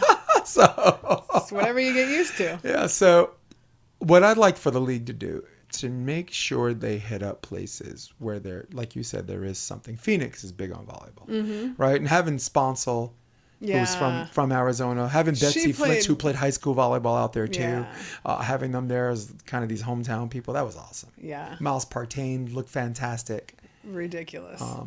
Yeah. So fun. Yeah, So you guys fun. stay tuned. I'm doing my own award show next week. I got Matt Prosser and Aaron Wexler next Thursday. I love it. And we're going to do who we think our MVP is, our Rookie of the Year. So good. Yeah. I loved watching when Sponsel played Hughes. Watching defender against defender in that match. Well, chess game, right? Holy cow. That The was blockers fun. playing checkers and Yeah. the defenders But those playing two chess. defenders, I have to say. And I mean, Cloth and Nuss were lights out in that final. They're right now. Lights out. Yeah. They had it going on in that final. They were not missing. That was so fun to watch. So She's the anyway. transition queen. Yeah. Every time you get it, It's ridiculous. Now, there are people's names, and we're dipping back into volleyball, but there are people's names when they get a dig, the crowd's at the edge of their seat because they already see after they get the dig and transition what the spike or what the kill is going to look like or the shot. Taylor, right? Mm-hmm. Taylor get like a fantastic dig. They'll throw the ball up. You know he's going to do something nasty. You're just waiting. That's on a take a regional look. scene. Yeah. So for the men, and I get every bit of that from Kristen. Totally. At 5'6". Just boom, and everyone just goes, "You are ridiculous." I know. It's so fun. Isn't it so good for the sport for people to go, "Oh, did that just fun. happen?" Yeah. When someone just keeps saying that, that's great for the sport. Yeah. And it's great for new fans. It's great for fans who want to come back. It's great for fans who are tired of seeing players go through the motions and feel each other out. Don't feel each other out. You're professionals. You know, live in a video room. Get after it from jump. Right. Yep. International scene. Ahmed. When Ahmed gets a dig, you're at the edge of your seat because he's not a shot transition guy. He's a kill transition guy. It's hard driven. It's going to be behind his head, no problem. Bow, bow, bow, bow. You know, so so fun. yeah, Henry Cejudo was there. He's a UFC. He's retired, but he was a two-division UFC champion, 125 pounds, 135, and he's also Olympic gold medalist in freestyle wrestling. So I love it. It's great having him sit there in the VIP and just hamming up. He's a tiny-looking dude, I love it. but he's big eyes, big personality. Yeah. So I was glad to see him out there. That's cool. But yeah, volleyball. I would like to see them go continue to appear at venues that generate this large crowd. Wisconsin should have a team. Should have a professional sports team. They're big on volleyball. They're men's and women, but shining. Vegas has a big volleyball following. New York. I mean, it'd be risky to have something next to Yankee Stadium, but the Bronx, unlike the Dominicans up there, it's huge on volleyball there. Yeah. In fact, you'd have a lot of homegrown talent if they had a home team in New York. Yeah. Because of the immigration population. Only talking about indoor now, right? Not beach. Beach has still got some work to do. Yeah. Right? We were just saying off the air, like after Phoenix, where's the momentum? And you know, I felt like whoa, it's gone. Yeah. You know, and maybe that was done deliberately that way as the season end. As their seasons end, or maybe they just missed the boat on that one, and I'd like to talk to somebody about that. Do you have an opinion? If they have the balls. And I want to ask you a question. What's that? Do you have an opinion on, okay, we've done now one season on the YouTube thing. Do you like it being on YouTube, or do you want it back on a streaming network? I want it back on a streaming network, but I would sorely, sorely miss the live chats.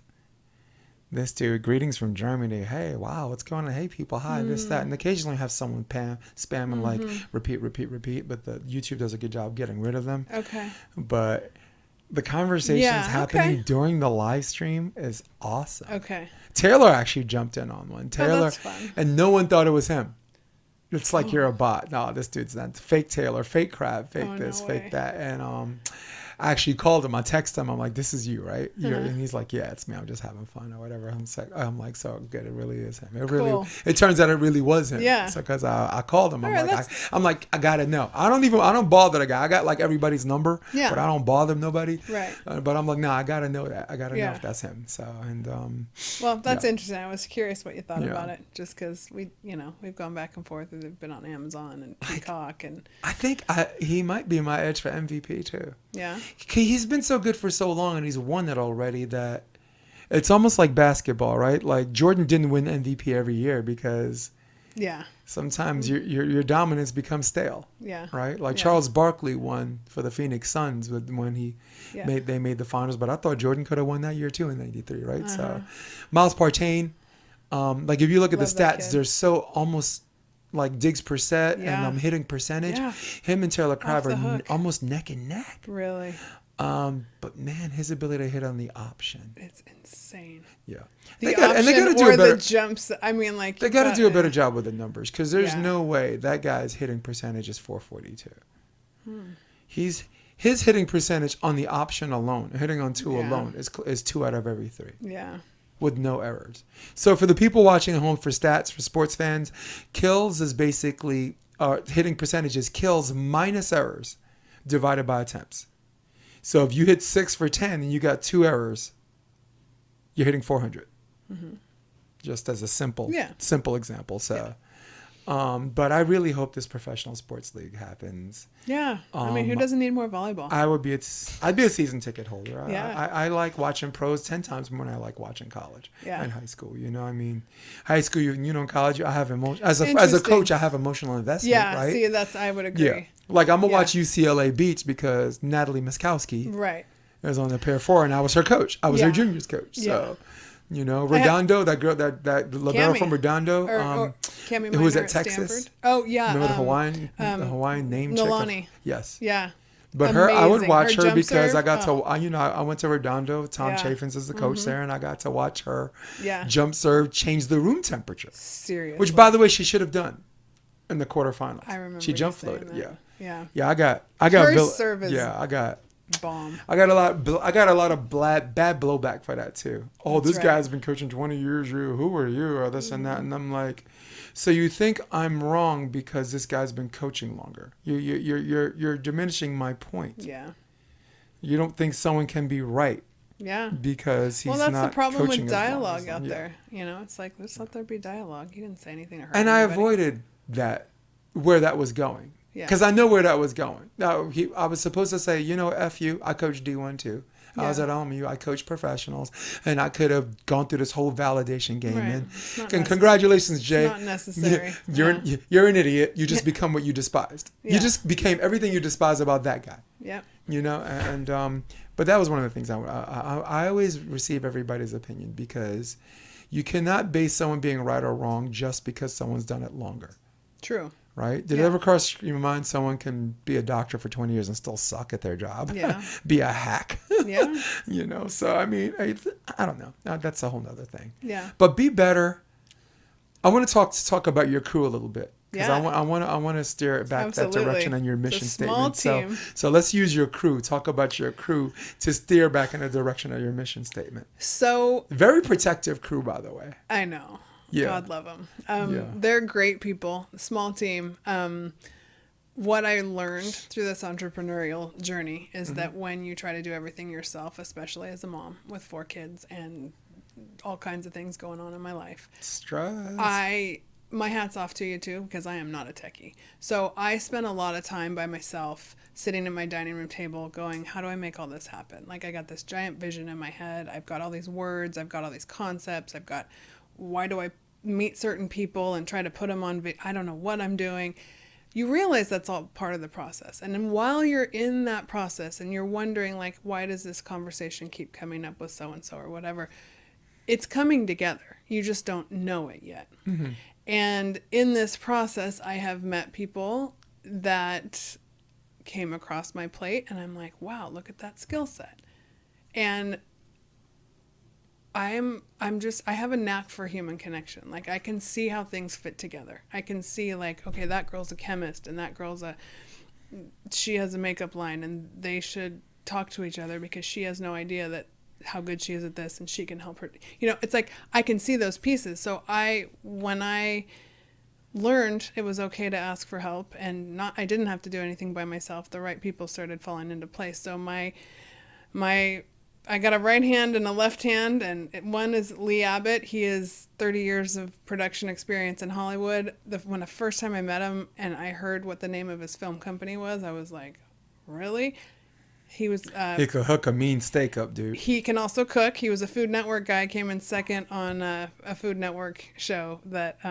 The steak he made was awesome when I Isn't- came to your I house, know, dude. right? I'm just like, He. Guess so what he I'm can having for cook. dinner tonight, He can Wendy also Jones? direct. yeah. He can produce. He knows all the back end tech stuff. The name of his film company was Endorphin Films.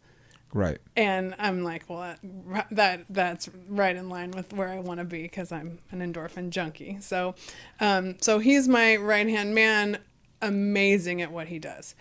On the other side is Ashley Clark, who is an independent thinker that I swear to you has been undervalued by I think everybody that she's ever worked In every for. wheelhouse she's ever part. Yeah. She is an amazing coach. She's an amazing person. She's got your back. She's loyal. She works hard. And she's been on your podcast. She's just a great human being. And the thing about hiring, because both of these guys have been athletes, the thing about hiring athletes is that they know, like if they don't know how to do something, they'll figure it out and they'll stay with it until they figure it out. And both of these guys. And the cool thing I love, Lee's in his 50s, I'm in my 40s, Ashley's in her 30s. We just hired a 20-something-year-old named Josh, who's an assistant editor. Helping me with the podcast so much. He was a swimmer at Wisconsin. And again, hiring athletes, people, and he's from South Africa. So we've got this like really cool makeup of generations and we all go back and forth and we're having interesting conversations. We're all over the political spectrum. We have great ideas. You sit around and figure out how to get things out there. And between all of our contacts, we're figuring it out. And it's so fun. The week is like 10 minutes long. Yeah. It's all coming down the pipeline. I feel like I'm right where I'm supposed to be. I still love volleyball. I could talk about volleyball all day long, but when I was in volleyball, like I'm not in volleyball. It's just, I had to just open up my vision and be like, no, you want to do something bigger? I had Benita Mosley Fitzgerald on my podcast. She was a 1984 Olympian in the 100 meter hurdles. Right. Gold medalist. And at the end, I always ask this question, like, what's the advice you would give to your younger self? And she said, why not me? Ask the question, why not me? So when you think small, when you think someone else has already done it, or I don't know enough, or if you have a feeling that you should do something, just take action, go out and do it. Right. And see what comes together. What's the worst thing that's going to happen? If you don't try, you're not happy. Like, you're going to be unfulfilled. Yeah. So that's what I'm doing, and it's coming together, and I'm so excited. Yeah. I think the saying is play your percentages. Yeah. Right? Like, if, coaches out there, basketball, baseball, juniors, I'm a volleyball coach, right? Maybe a girl lets a ball hit the ground. She doesn't think she can get it, right? And for people listening, you as a coach, you go up to the girl and you're like, what percentage chance do you think you had to get in that ball? I'm like, be honest. 30%? Like 20? She's like, oh, more like 15. I'm like, 15? You like 15? I like 15. You like 15? And then you ask, what percentage chance do you have if you don't go at all? 0. Play your numbers. Play the numbers. So I really like what you said. I said it's just an example of what she said. Why not me? Yeah. Play your percentages. Yeah. But it's 0. It's 0% if you don't go at all. Right. So I totally get that. Yeah. So Be Better, is it designed just to help people steer the direction they want to go? They're just trying to be better human beings. They're just trying to be better at their profession. Are they just trying to be... Yes, we are producing content about anything and everything that makes you be a better human being. And from my perspective, that is American Table, that is health and wellness. Let's talk about relationships, sports. These are all the things that I'm interested in and that I gravitate to. Leadership, the things that make us better people, but that also, in the end, allow us to connect to other people and help make the communities that we live in better. Because what good is it to just become better on your own? It gets very boring. Like, you become this like routine, like, oh, look, 2% body fat. Like, I've got all this routine and I'm checking all the boxes. Like, that's not what it's about. To me, it's like sustainable high performance. Like, And when you get in an athletic community, you hear about high performance all the time. But what's sustainable? Like, what's really making better relationships? What's really making us better at our jobs? It's not just doing the checklist every day. It's like really connecting with the people around you. And through stories, I feel like people get to do that. So, yes, it's the Optimist Journal, then then my podcast. And now we're going out and we're collecting content from other creators because there's so many people out there that are creating great stuff. You do it all the time, you know? And just creating like a web and a network of people that we're not competing against each other. It's not like I have to put this out so you can't put that out. It's this concept that like all these great minds can come together and tell stories that make the world better, that make our country better, that make us understand each other more, that have solutions. And yeah, we're going to get at some problems because there's some problems out there. I think inclusiveness is the key. Yeah. As far as this is concerned, Yeah. inclusiveness is the key. I think tribalism is the biggest enemy of healthy dialogue. I agree. I mean, we've seen it in our own sport, Yeah. right? Yeah. Being parts of certain cliques and this and that.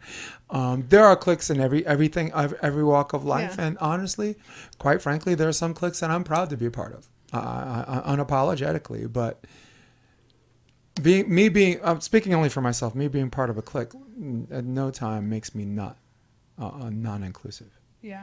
I've always been inclusive. There are other podcasts out there, right? There's Sandcast. Yeah. I'm just gonna plug them out. They deserve it. They ain't gonna plug me, but I'll plug them. Sandcast. John Mayer, right? Coach Your Brains Out. Very Yeah. educational one. You got Yeah. you got Robert Sparrow doing some great things on the indoor scene with his Yeah. podcast. Has a rock star array of guests. Let's not forget Aaron Wexler. Every Another good single one. person on it. I don't think he has regular people. he has Yeah. nothing but that. So shouting out all these people, I have never once not wanted to collaborate with them. Collaborate with them on something that I thought, well, we can all be better together and consistent Yeah. with whatever their mission statement is, be better together. Right. I have never once been non-inclusive in Yeah. that respect. I can't say the same about all of them. Right. I can only highlight the people who are more like me. John Mayer. Mayer's always come on the show, right? Robert Sparrow. Yeah, sometimes. Wexler, always down, you know. But the truth is, when you're comfortable with yourself, Mhm. and I don't mean that in like don't step out and, that whole getting uncomfortable yeah. thing, but like when you know who you are and you know what your That's purpose golden. is, That's golden. you don't need the validation from outside. Right. And that's like such a cool place to get to in life. Mm-hmm. And that's why you can walk around and you hold your head high and you say, like, if you like it, great. There's a messenger for everybody, right? If I'm not your messenger, that's okay. But I also think that's the enemy too. Like because someone's not accepted, they get caught into this game where they feel like they need to do and say things to make them feel just as important and validate, right? Yeah.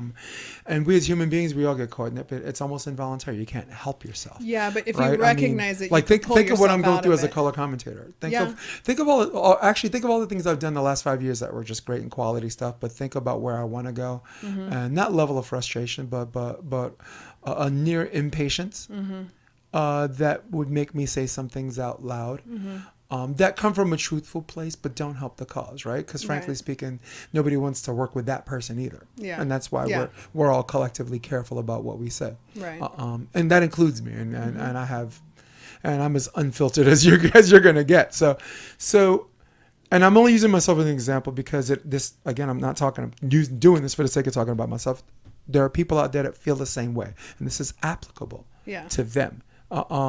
And it's hard. Yeah. But you it's- know what? That's like yeah. judgment is like, it's real. It's out there. Yeah. It's always going to But like be you out said, there. being comfortable in your skin helps, right? Like Completely. one cannot be canceled if one doesn't need one's validation. Right. Right, I Which mean- is part of the issue, like you talking about inclusiveness. And one of the things that always comes to mind is I'm reading all these articles and I hear about everything from, race in America to transgenderism to all of the issues that are hot button right now. And I'm like, at what point was kindness not inclusive? Like, I've never treated somebody different, and I know that that can sound like a really like shallow, like well, your life hasn't been affected. Everyone's life is affected by something. Yeah. And what are you going to do about it? And that's what I believe when we're kind and we're empathetic, those are your best leaders. Right. You know? And kindness is inclusive. I don't want to see people zeroed, like put in a box and saying, let's talk about how divided we are. And that's what I see out there, and that's what I'm trying to change. And another podcast I would recommend who is trying to change this is John Bernthal. He's a Hollywood guy. He has a fabulous podcast, and he is interviewing all kinds of interesting people from all walks of life. And it's going after this idea that America is such a divided place. Never has a country been put together that from such diverse populations. Yes, we have our problems. Of course. With But diversity if we comes. keep telling this story about how bad we suck, we're going to suck. What you focus on grows. Right. I'm done telling the next generation that we suck and that you're not strong enough to pull yourself up through any difficult circumstance. Look where you know what I'm saying? We've all been through something.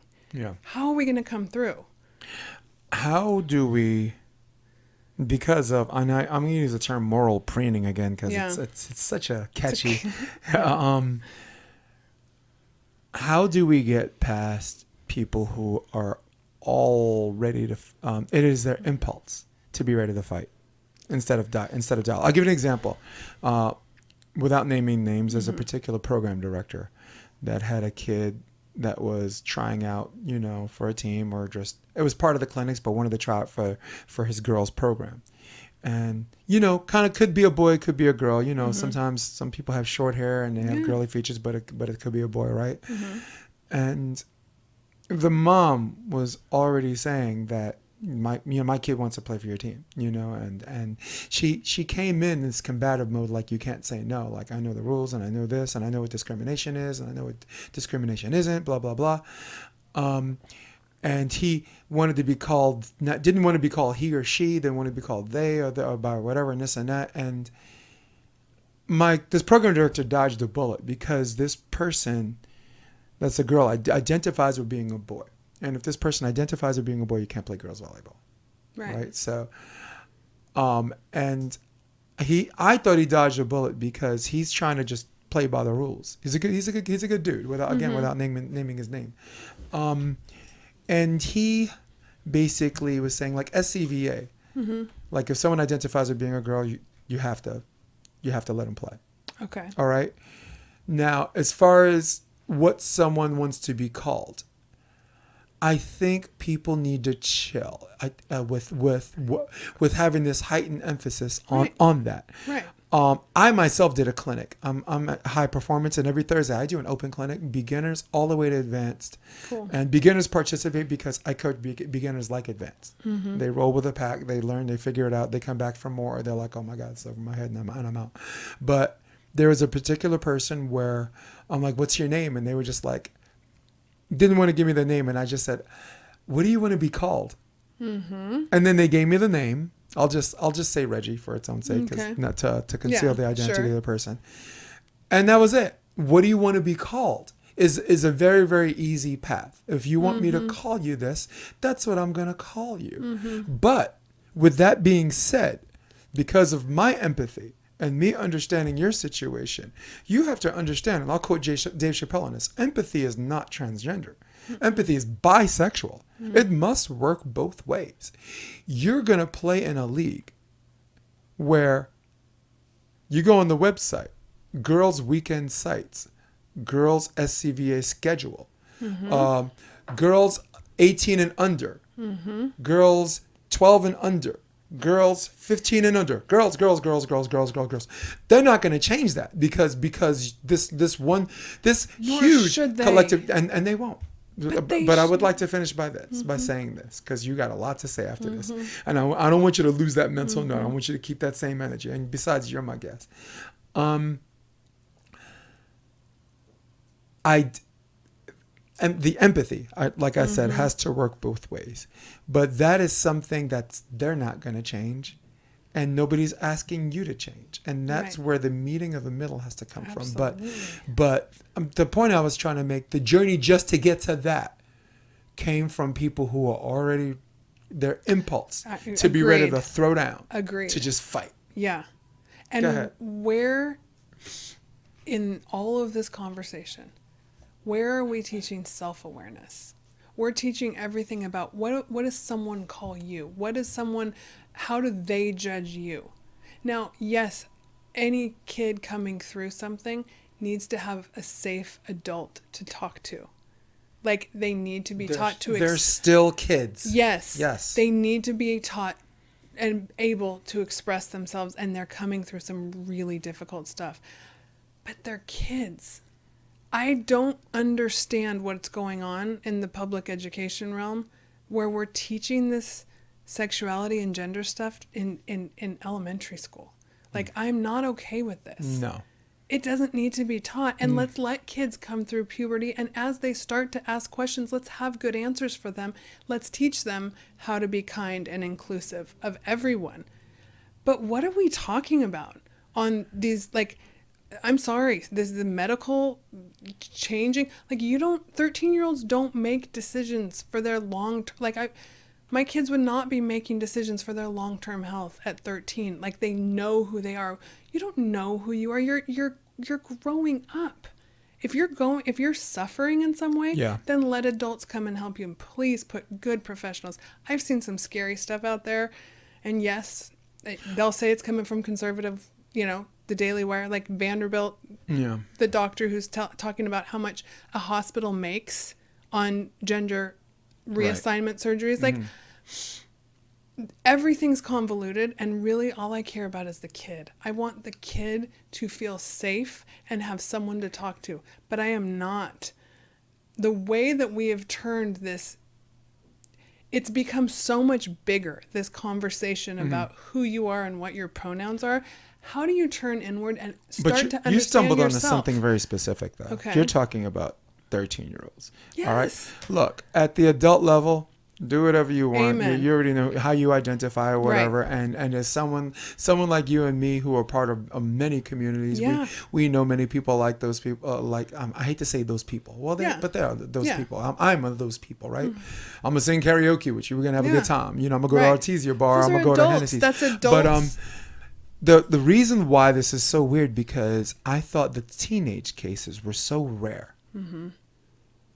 That it was something I thought it was just like, we cross this bridge when we get there, because it's so rare. Like Brian McDermott doesn't even want to talk about it, because in his lifetime as a coach, he might not run into that situation. But wow, it seems to be popping up more and more, and it's not rare anymore. No, but it's not. That It's goes not back like to the a, media and right. what is out there and what's being pushed. And I'm telling you, and what's getting blown up and to be bigger than whatever. So it what's is. in the algorithm? Right. Yeah. Right. Like, and I'm not okay with that. Right. Oh, someone's commenting. Yeah. Wendy's showing off the guns, and Jason with the deep Father V. It's going to be a good Friday night. Yeah. Mark Fornicari, that's Pottstown finalist. Yeah. We had fun that day. Yeah. We all chatted. I That's bottled right. behind you. That's him. That's right. What up, Mark? Yeah, we are. This is So not a we're- volleyball podcast. No, I know. Boy, if you just came in, we're gonna warn you ahead of time. We don't push you the and I button. always talk too long anyway. Yes, we don't hit someone. We just punch someone in the blonde wig. Well, no, but for me, I agree with you, because kids, from toddlers to children, from children to teenagers, from teenagers to young adults, from young adults to full adults.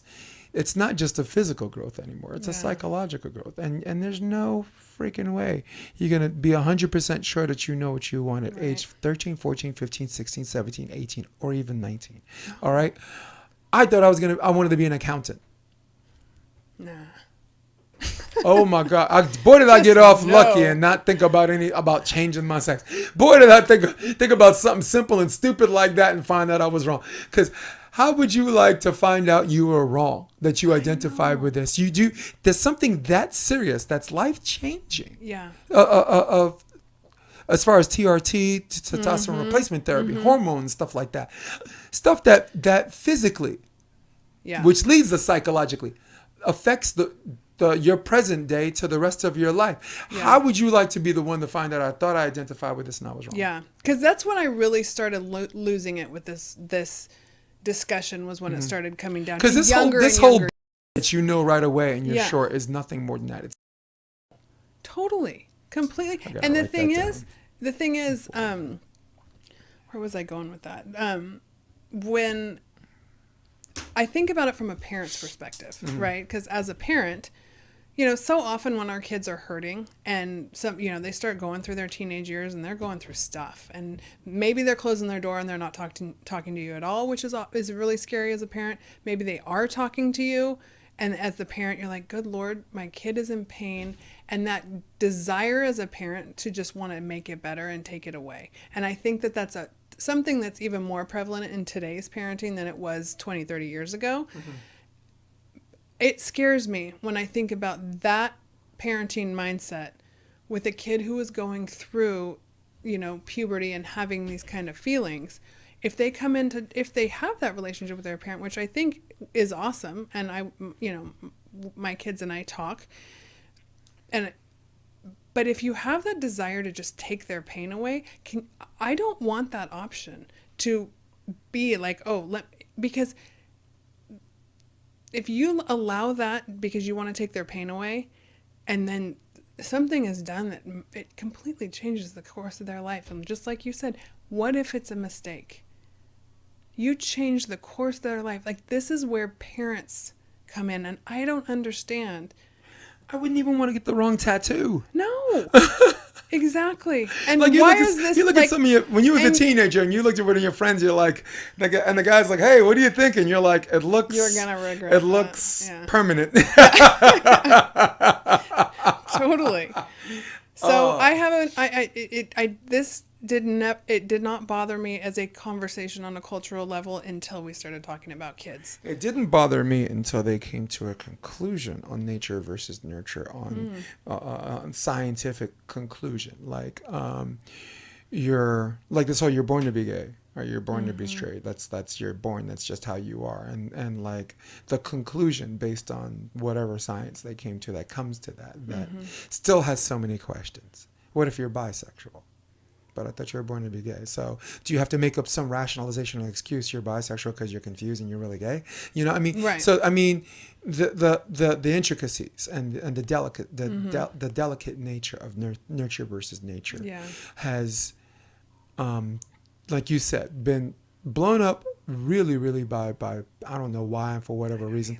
I think deeply religious people had a lot to do with it. Right, they read a book written 2,000 years ago, I mean, that says that this is right and that's wrong, and also that the way they interpret that book might be right or wrong, and which leads to this heightened level of change that they want to see happen, and so again we're talking about we're talking about the extremes. No, but right? their tactic is they instill fear. Yeah. Because look, in order for them to win an argument, they feel like they have to represent the argument to such an extreme nature that it requires the attention of the masses.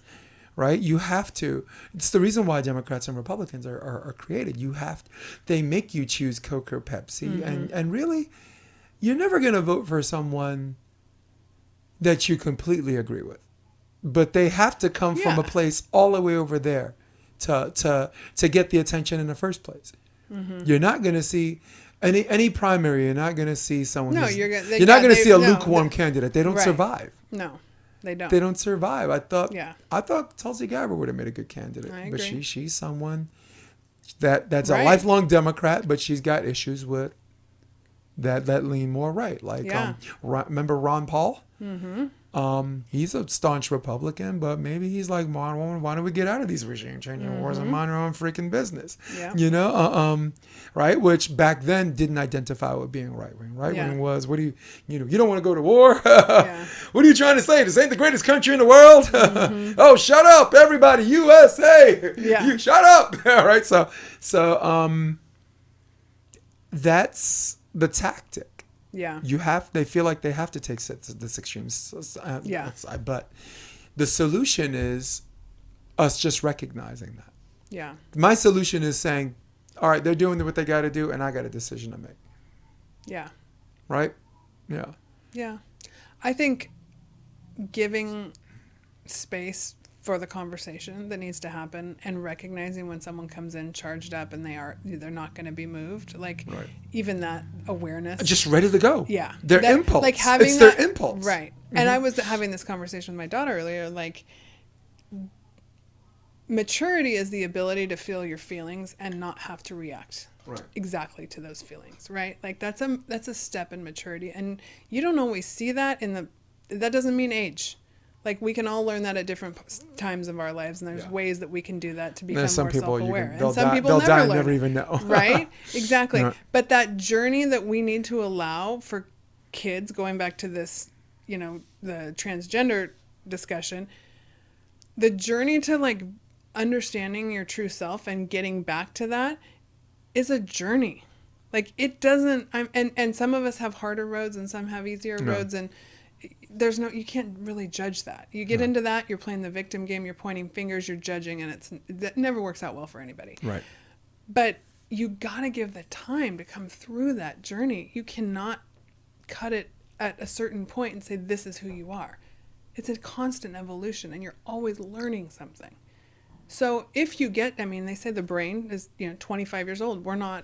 Our brains are not fully developed till we're 25. Like, why are we having these conversations that seem to be so prevalent? And when we have so many things in America that we could be coming together on, and we could be understanding each other and having more empathy and really supporting each other in some of these mental health conversations, right? And so I get very defensive for the younger generation because it's not right for them to be. Is the solution is just to remind us as individuals and as a collective that not just be kind, because being kind is a residual thing. That being kind doesn't have an end game. Mm-hmm. No, absolutely not. That is a residual thing that you're supposed to do to the day you die. Yeah. And inconsistent with being kind, and then that how could I say, that same direction. Reminding everybody that it's not the destination, it's the journey itself helps. Yeah. Because our society has shaped us where we always ask the question, what's the end game? Mm-hmm. What's the end game? Does it stop? Where does this stop? Colin Kaepernick kneeling, right? Mm-hmm. Okay, he's making a statement. He's, about police brutality or whatever. What's your end game? Are you going to keep doing this for as long as you're out there, or is there a way, right? Or is there a way or whatever? Yeah. So an end game is a good that. thing. No, but an end game, asking what's your end game is a good thing, because Yeah. sometimes there is an answer to that, and sometimes it isn't. Sometimes maybe for him there isn't an end game. Maybe it's just him doing a residual thing, and us understanding that empathy works both ways. And the guy who stands for the flag will put his hand on his shoulder. He stands, that guy kneels, and everybody kind of gets each other, And I think I'm for a long time I've been a what's an end game thing, but an end game, when it's done, you leave yourself no room for further improvement, right? So Which having is an end just game having an end game is a good thing for some things. Maybe like Kaepernick, I'll stop doing this when this happens. Maybe that's his end game. Yeah. But what if it starts up again? Does it start kneeling again? I mean, there has to be a something where the good results have to be residual. Mm-hmm. Meaning keep going, just like your phone bill every month, or evolving for the better. Right. That's to me, evolving for the better is. Sorry, the end that's game. redundant. Sorry, evolving. Yeah, Sorry. Just right. evolving, right? Evolving, not is for the evolving, better, not devolving. Right. Yeah, because I always say, like, learning is the key to longevity. The desire to learn something new. Like, we stay young when we stay curious. We want to learn new things. It's worked for you. Yeah, I mean, I loved my trip to Barnes & Noble. Got my stack of books. And, Can make you an old man too. He Yeah. who increases knowledge increases sorrow. Yeah, there is that. there is that too. Not logically Yeah, as my connected. daughter says, Mom, can you please? I was just making a joke. No, Yeah. my daughter says to me all the time. She's like, can you finish a coffee before you start? How is she? They're great. They're all good. Yeah. Good. I was very happy. Yeah. So that's. In fact, I gotta we go gotta pick get up, out I of gotta go here. pick up my kid pretty soon. Yeah, but I think that helps cure the disease of cognitive dissonance. Yeah. Being set in your ways, even in the face of of what's happening in front of you, what your two eyes can see. I mean, not getting too deep into that because we're trying to wrap up here, but the last 2 years alone, just understanding what we thought was and what's changed. Yeah. You got to change with it. You can't just Yeah. keep shaking your head and this and that.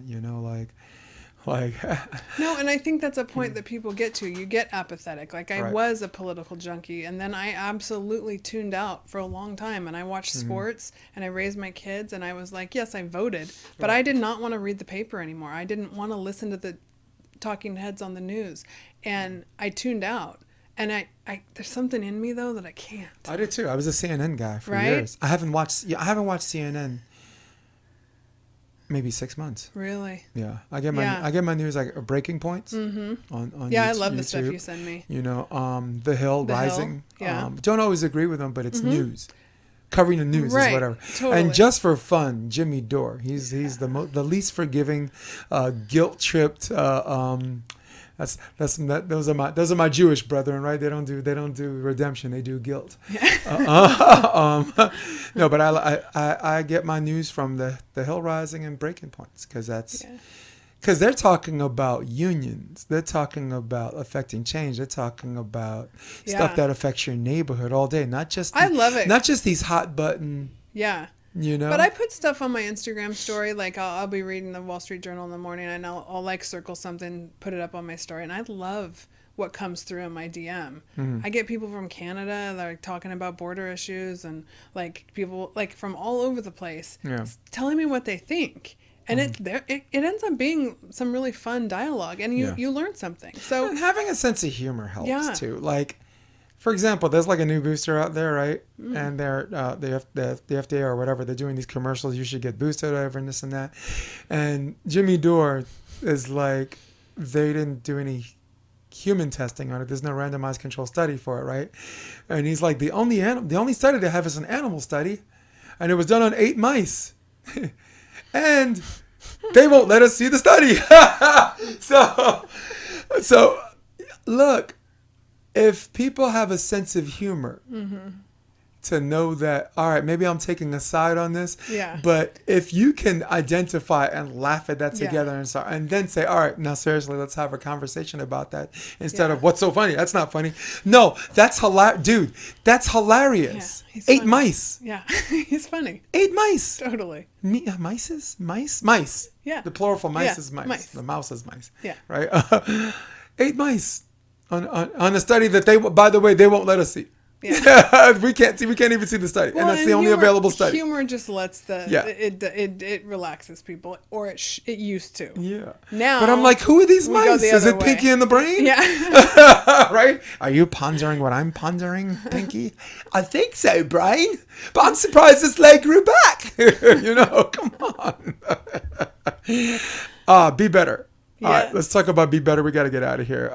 How do people want to get to know what Wendy Jones has been up to? Because they Yeah. already know about the Optimist Journal. Yeah, They so already right know now- about your podcast, which is just It's growing. man. I mean, first of all, you're a website platform, and Well, there's lots it's a coming there. beast. as It's a of- beast. Yeah, but even that's been an evolution, and it's coming down this Be Better. It has evolved into the Be Better Media platform, and it's coming.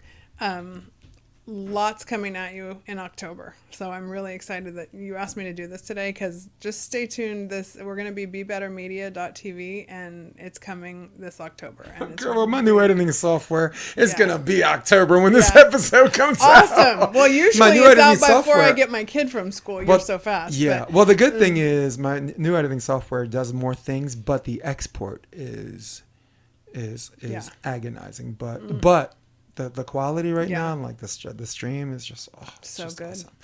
awesome. And I'm also learning about Magic on not Edit Pro. What was the MacBook one? What's the editing software? Premiere Pro. Yeah, Adobe Premiere Pro. Yeah. Madison said that's what they use. Yeah, McKibben. it's great. And- It's great. and I don't do I'm just it, gonna do a though. bunch of how-to things Yeah. and whatever and this and that. But shout out to you. Shout out to your crew. Big up to Lee. Big up to Ashley. Very she a cocky girl, but so am I. Also, since we mentioned Yeah. Evolution a while, a special shout out to a mutual friend of ours, Duncan Avery. He's the Yeah. program director at Evolution in Redondo, but he's taken some time away because his kids had the tumor issues and this and that. And I don't know think there's the anything status of that, worse. but I wanted to. I'll leave by talking about a mensch in New York. A mensch is someone who gives you their shirt if you don't have one, even though giving you their shirt means they don't have one. Right. He's that guy. Yeah. So Yeah. wanted to shout out to him, and of course I am eternally grateful that you continue to come back on this podcast where we can have these episodes that maybe I can run ads for, but maybe I can't because, I like you know. said, See, the censorship society has come on. decided we've gone too far. But Right. honestly, as long as this is on your platform, I'm good. All right. Yeah, ride me we on will this have a one. place for this, and Yes. yeah. So check out What I Meant to Say, Yep. the podcast, and then BeBetterMedia.tv coming at you in October. And thanks for having me, Jay. Yeah, ladies and gentlemen, episode 152. Wendy Jones, got love for all. I'm not gonna do my rant this time. You know my rant. Oh, I hate all of y'all. Whatever. No, love for all. 152. Hey guys, Wendy Jones, ladies and gents. Later. Come check out the Option Podcast on OptionVB.com. It's also available on iTunes and Spotify and on YouTube under the NY Varsity Sports handle. You're going to love what you hear.